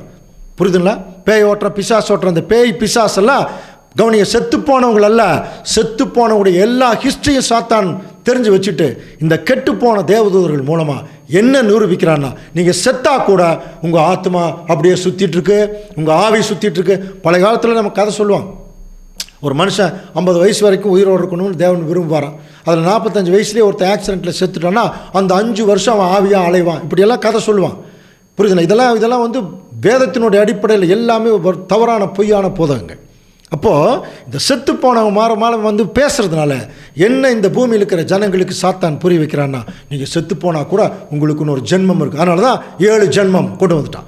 நாயாக பிறக்கிறாங்க, நிறையா பிறக்கிறாங்க, இந்த ஜென்மத்தில்னா அடுத்த ஜென்மம் வந்துடுவாங்க அப்படின்னு எல்லாம் பைபிள் வசனத்தில் சொல்லப்படாத விஷயங்கள் எல்லாம் சொல்லி இன்றைக்கி அப்படி செத்து போய் பேயாக வந்து பழி வாங்குறவங்களுடைய சினிமா தான் நல்லா ஓடுதான். இன்றைக்கி அதை தான் எல்லா ஜனங்களும் அதிகமாக பார்க்குறாங்க. அப்படின்னா சாத்தான் எந்த அளவுக்கு ஜனங்களை ஏமாற்றிட்டான். மற்றவர்களை விட்டுருங்க, கிறிஸ்தவ சகோதர சகோதரிகளுக்கே இந்த விஷயம் தெரியாது, போதகர்களுக்கே தெரியாது. சாத்தான் என்ன பண்ணிட்டு இருக்கான் தெரியுமா? நீ ஓட்டுற மாதிரி ஓட்டு, நான் ஓடுற மாதிரி ஓடுறேன். அதான் கவனிக்கிறீங்களா? இப்போ இதே கெட்டுப்போன தேவதூதர்கள் அல்லது பிசாசுகள், அசுத்தாவிகள் ஆண்டவர் இயேசு கிறிஸ்து காலத்திலே இருந்ததா? இயேசு கிறிஸ்துவை பார்த்து என்ன சொல்லுது பாருங்க, வாசிக்கலாம். மத்தேயு 8ஆம் அதிகாரம் 29ஆம் வசனம் வாசிக்கலாம். அவர்கள் அவரை நோக்கி, இயேசுவே, தேவனுடைய குமாரனே, எங்களுக்கும் உமக்கும் என்ன? காலம் வரும் முன்னே எங்களை வேதனைப்படுத்த இங்கே வந்தீரோ என்று. எவ்வளோ கிளியரா ஒரு அசுத்தாவி சொல்லுது பாருங்க, ஒரு தேவதூதன் சொல்றான் பாருங்க. இயேசுவே, தேவனுடைய குமாரனே, எங்களுக்கும் உமக்கும் என்ன? காலம் வரும் முன்னே எங்களை வேதனைப்படுத்தவா வந்தீர். டைம் ஃபிக்ஸ் பண்ணியிருக்காரு, வசனம் படிச்சோம் இல்லையா? அதை சொல்லுது பாருங்க. அடுத்தது மார்க் 1ஆம் அதிகாரம் 24 ஒரு பிசாசு சொல்லுது பாருங்க, ஐயோ நசரேயனாகிய இயேசுவே, எங்களுக்கும் உமக்கும் என்ன? எங்களை கெடுக்க வந்தீர், உம்மை இன்னார் என்று அறிவேன். நீங்கள் யாருன்னு தெரியும்னு சொல்லுது. இன்னைக்கு எந்த ஒரு போதகரை பார்த்தாது சொல்லுதா நீ யாருன்னு எனக்கு தெரியும்னு? இவங்களுக்கும் ஒன்றும் தெரியாது. ஓட்டுறது பிசாசு தானா, செத்து போனவங்க தானே தெரியாமல் செத்து போனவங்க நினச்சி நீ யார், உன் பேர் என்னன்னு கேட்பாங்க. அதுவும் ஏதோ ஒன்று சொல்லும். என் பேர் வந்து ஏதோ ஒரு பேரை சொல்லி நான் செத்து போயிட்டு என்னை கொண்டுட்டாங்க, நான் பழி வாங்க வந்திருக்கேன், நீ உடனே இவ்வளோ விட்டு ஓடு அப்படின்னு சொல்லியெல்லாம் சொல்லுவான். ஸோ இது பிசாசுகள் யாருன்னு ஆண்டவர் இயேசு கிறிஸ்துவுக்கு தெரியும். இயேசு கிறிஸ்து யாருன்னு அந்த பிசாசுகளுக்கு தெரியும். இன்னைக்கு ஓட்டக்கூடிய போதகர்களுக்கு பிசாசு யாருன்னு தெரியாது. கவனிக்கிறீங்களா? ஆனால் பிசாசுகளுக்கும் இவங்க யாருன்னு தெரியாது. இதை பார்த்து கொண்டிருக்கிற கிறிஸ்தவர்களாகி நமக்கு ஒன்றுமே தெரியாது. அது தெரிய வைக்கிறதுக்கு தாங்க இந்த சேனலை. இந்த ரகசியங்களை எல்லாம் நம்ம தெரிஞ்சுக்கலாம், தயவு செய்து புரிஞ்சுக்கலாம். எவ்வளோ பெரிய ஒரு ஏமாற்று வேலை சாத்தான் இந்த பூமியில் பண்ணிகிட்ருக்கிறான் பாருங்கள். அசுத்தாவிகள் அவரை கண்டபோது அவருக்கு முன்பாக விழுந்து, நீர் தேவனுடைய குமாரன் என்று சத்தமிட்டன. எந்த பெரிய ஊழியக்காரன் காலையாவது ஏதாவது பிசாசு விழுந்திருக்கான்னு பாருங்கள். தெரியாது, அவங்களுக்கு தெரியாது பாவம்.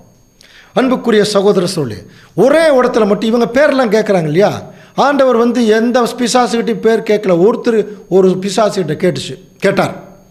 என்ன காரணம்னா பாருங்கள், அந்த வசனம் வாசிக்கலாம்.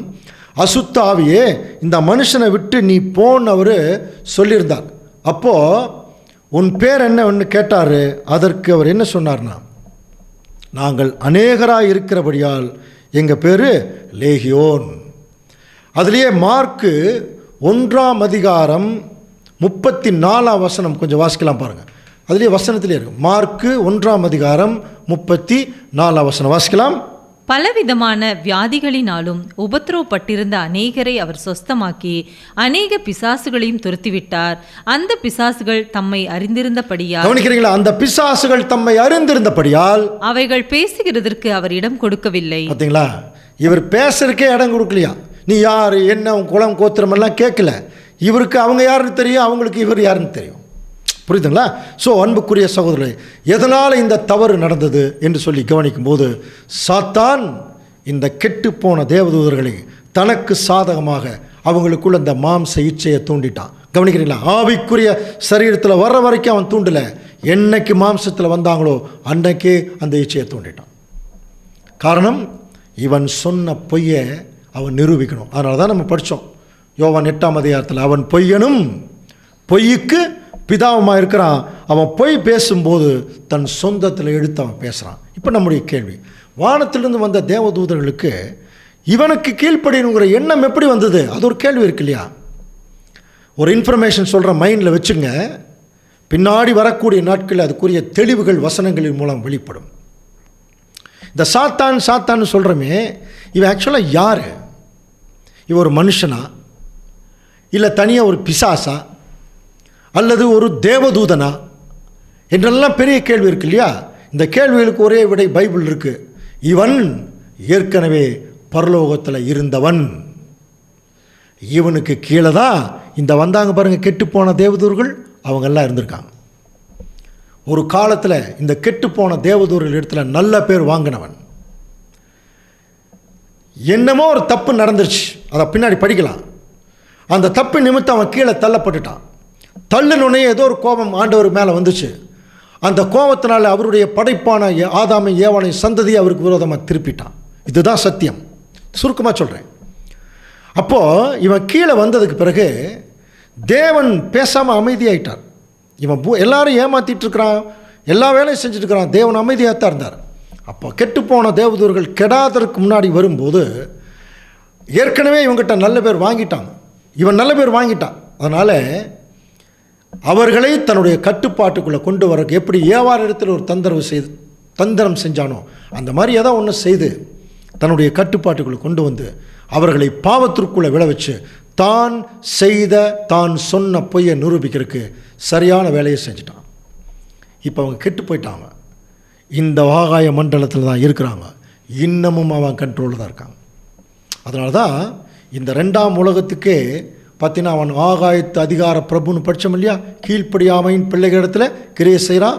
அது மட்டும் இல்லை, தேவனுடைய சாயலாக இருக்கிற கிறிஸ்துவுடைய அந்த சுவிசேஷத்தின் ஒளி அவிசுவாசிகளாகிய அந்த ஜனங்களிடத்தில் பிரவாசமாயிராதபடிக்கு இப்போ இப்பிரபஞ்சத்தின் தேவன் அவருடைய மனதை கூடாக்கிட்டான். படிக்கிறோம் இல்லைங்களா? எல்லாருடைய மனதை கூடாக்கிட்டான். பிளைண்ட்னஸ், குருட்டுத்தன்மை கொண்டு வந்துட்டான். இப்படியாக 1ஆம் உலகம் ஒரு முடிவுக்கு வந்தது. கவனிக்கிறீங்களா? மறுபடியும் ரிப்பீட் பண்ணுறேன். இந்த 1ஆம் உலகத்தை தேவன் ஏன் அழித்தார்? ஒரு தெய்வ பக்தி உள்ள சந்ததி வர்றதுக்கு பதிலாக ஒரு ராட்சத சந்ததி வந்துருச்சு. அதனால் இந்த ஜலப்பிரளயத்தில் இந்த ராட்சத சந்ததி அந்த மனுக்குலத்தை எல்லாத்தையும் அவர் அழிச்சிட்டார். அதில் நோவாவும் அவருடைய பிள்ளைகளும் பேழைக்குள்ளே தேவனுக்கு கீழ்ப்படிஞ்சு அந்த பேழையை செஞ்சு உள்ளே போய் 2ஆம் உலகத்துக்குள்ளே போனாங்க. அதில் ஜலப்பிரளய தப்பிச்ச தேவதூதர்களை அசுத்தமாயிட்டாங்க, அவர்கள் அசுத்தாவிகள். இவர்களை தேவன் தப்ப விடாமல் பரலோகத்துக்கு அவர் அனுமதிக்கலை. பூலோகத்தில் தாங்கள் விரும்புகிற சரீரம் எடுக்க முடியாதபடி தடுத்துட்டார். அந்தகார சங்கிலியில் கட்டிட்டார். அவங்க அதை விட்டு வெளியே வர முடியாது. இந்த ஆகாய மண்டலத்தில் தான் அவங்க என்ன இருக்கிறாங்க, இன்னைக்கு வரைக்கும் இருக்கிறாங்க. சாத்தானோட சேர்ந்து போய் பேசிகிட்டு இருக்கிறாங்க, பேயாகவும் பிசாசாகவும் போயிட்டுருக்கிறாங்க. கவனிக்கிறீங்களா? இனிமேல் நம்ம பயப்பட வேண்டியதில்லை. இந்த பேய் பிசாசுன்னு சொல்கிறதெல்லாம் செத்து போனவர்கள் அல்ல, கெட்டு போன தேவதூதர்கள். இவங்க தான் செத்தவர்கள் மாறி வந்து பேசிகிட்டு இருக்கிறாங்க. ஸோ இப்படியாக முதலாம் உலகம் அழிவுக்கு வந்தபோது இப்போ நம்ம என்ன படித்தோம்? தேவன் மனுஷனை படைச்சதனுடைய நோக்கம் என்னன்னு படித்தோம் இல்லையா? அவர் ஒருவனை அல்லவா படைத்தார், ஆவி அவரிடத்தில் பரிபூர்ணமாக இருந்தது. பின்னையே ஒருத்தனை படைத்தார், ஒரு தெய்வ பக்தி உள்ள சந்ததியை பெரும்படி தானே படித்தோம் இல்லையா? ஆனால் முதல் உலகத்தில் இந்த தெய்வ பக்தி உள்ள சந்ததிக்கு பதிலாக ஒரு ராஜ்ய சந்ததி வந்துருச்சு இல்லையா? அப்போ தேவனுடைய திட்டம் ஃபெயிலியர் ஆயிடுச்சா என்று சொல்லி கேள்வி கேட்டால், என்னைக்கும் தேவனுடைய திட்டம் ஃபெயிலியர் ஆகாது. அப்படின்னா அடுத்தது இப்போ நம்ம எதுக்குள்ளே தான் போகணும்? முதல் ரூமுக்குள்ளே வந்துட்டோம், கவனிக்கிறீங்களா? அடுத்தது 2ஆம் உலகத்துக்குள்ளே போகிறோம். அப்படி 2ஆம் உலகத்துக்குள்ளே போகும்போதாவது அங்கேயாவது ஒரு தெய்வ பக்தி உள்ள சந்ததி வந்துதா இல்லையா என்று நம்ம வந்து பார்க்கறதுக்கு மிகவும் நீங்கள் அவளோடு இருக்கீங்களா? அடுத்தது 2ஆம் உலகம் பார்க்க போகிறோம். அந்த 2ஆம் உலகத்திலேயாவது தெய்வ பக்தி உள்ள சந்ததி வந்துதா இல்லையா என்பதை நீங்கள் பார்க்கணும்னா ஒரு வாரம் காத்திருக்கணும். அன்புக்குரிய சகோதர சகோதரிகளே, அடுத்த வாரம் இதே யூடியூப் சேனலில் அந்த தெய்வ பக்தி உள்ள சந்ததி வந்துதா இல்லையா என்று 2ஆம் உலகம் என்கிற ஒரு தலைப்பில் உள்ளே போகும்போது இன்னும் அதிக சுவாரஸ்யமான சம்பவங்கள், எதிர்பார்க்காத அநேக சத்தியங்கள் நமக்கு அது வெளிப்படும். விருந்து மாதிரி சாப்பிட்டுட்டே இருக்கலாம், சரிங்களா? அதனால் ஒரு வாரம் நம்ம காத்திருக்கலாம். அடுத்த வாரம் 2ஆம் உலகம் வரும் பொழுது, அந்த சத்தியம் வரும் பொழுது இவைகளுக்குரிய டீட்டெயில் முழுவதும் தெரியும். கடைசியாக ஒரு அனௌன்ஸ்மெண்ட். அன்புக்குரிய சகோதர சகோதரி, இந்த சேனல் ஆரம்பித்ததனுடைய நோக்கமே, ஏற்கனவே 2-3 சேனல் இது போயிட்டுருக்கு. இருந்தாலும் இந்த சேனல் வந்து ஆரம்பித்ததுடைய நோக்கமே, இந்த பரலோக ரகசியங்கள் என்கிற தலைப்பில் இந்த சேனல் ஆரம்பித்ததனுடைய நோக்கமே, இந்த உண்மையான ரகசியங்கள் எப்படியாவது நம்முடைய கிறிஸ்தவ சகோதர சகோதரிகள் மத்தியில் போய் சேரணும். சில பேர் கேட்பாங்க, இதெல்லாம் நீங்கள் மற்றவங்களுக்கு போய் சொல்லுங்களேன்னு. மற்றவர்களுக்கு தெரியறத விட நமக்கு தாங்க தெரியணும். இவ்வளோ நேரம் பேசுனது எத்தனை கிறிஸ்தவர்களுக்கு தெரியும்? நமக்கு தான் முதல்ல தெரியணும். ஸோ அதனால் முதல்ல நம்ம இதில் கான்சன்ட்ரேட் பண்ணலாம், தெரிஞ்சுக்கலாம், நிறைய பேருக்கு அதை போய் சொல்லலாம். அதனால் எங்களுடைய ஒரு தாழ்மையான வேண்டுகோள், இந்த சத்தியத்தை கேட்டுக்கொண்டிருக்கிற யூடியூப்பில் கேட்டுக்கொண்டிருக்கிற சகோதர சகோதரிகள், நீங்கள் உங்களுடைய சொந்த பந்தங்கள், உங்களுடைய சபை மக்கள், உங்களுடைய போதகர்கள், உங்களுடைய நண்பர்கள், இவங்க யாருக்காவது இது போய் சேரணும்னு நீங்கள் விரும்பினா தயவுசெய்து அவர்களுக்கு நீங்கள் ஃபார்வர்ட் பண்ணுங்கள், சப்ஸ்கிரைப் பண்ணுங்கள், பெல் பட்டனை அழுத்துங்க. அப்படி நல்லா நாங்கள் சொல்கிறதுக்கு தயாராக இல்லை. ஏன்னா இந்த சேனல் வந்து ஒரு வருமான அடிப்படையில் ஏற்படுத்தப்பட்ட சேனலில், ஏற்கனவே சொன்ன தெரியுங்களா, நாங்கள்லாம் நல்ல வேலையில் இருக்கோம், நிறைய சம்பளம் வாங்குகிறோம், எங்களுக்கு தேவன் அள்ளி கொடுத்துருக்கார், அதை மற்றவர்களுக்கு நாங்கள் நிறைய பேருக்கு ஹெல்ப் பண்ணுறோம், இந்த ஊழியமும் செய்துட்ருக்குறோம். நாங்கள் உங்களிடத்துலேருந்து எதையும் எதிர்பார்க்கல, இந்த யூடியூப் சேனல் மூலமாக எதையும் எதிர்பார்க்கல. ஆண்டவர் சொல்லி கொடுத்த ஒரே மந்திரம் என்ன தெரியுங்களா? இலவசமாய் பெற்றீர்கள், இலவசமாய் கொடுங்கள். இந்த சத்தியம் எங்களுக்கு இலவசமாக கிடைச்சிது, உங்களுக்கு இலவசமாக கொடுக்குற ரெடியாக இருக்கணும். அந்த அடிப்படையின் நோக்கத்தில் நீங்கள் மற்றவங்களுக்கு ஃபார்வர்ட் பண்ணுங்கள், சரிங்களா? அதை தெரிஞ்சுக்கிறவங்க தெரிந்து கொண்டால் பரலோக ராஜ்யத்தின் ரகசியங்களை தெரிஞ்சுக்கலாம், பரலோகம் போய் சேர்ந்துடலாம். அதுக்குரிய ஒரு வழி தான் இப்படிப்பட்ட சேனல் நமக்கு தேவன் கொடுத்துருக்கார். அதனால் தொடர்ந்து உங்களுடைய ஆதரவுகளை இந்த பரலோக ரகசியங்கள் கட்சிக்கே அளிக்கும்படி, இப்படி சொன்னால் எப்படி இருக்கும் அந்த மாதிரி தான் இல்லைங்களா, அடிக்கும்படி நாங்கள் தாழ்மையுடன் கேட்டுக்கொள்கிறோம். அடுத்த வாரம் 2ஆம் உலகத்தில் அந்த தெய்வ பக்தி உள்ள சந்ததி வந்துதா இல்லையா என்பதை தொடர்ந்து சிந்திக்கலாம். தேவன் தாமே இந்த வசனங்களை நமக்கு ஆசீர்வாதமாக்கி தருவாராக. ஆமென்.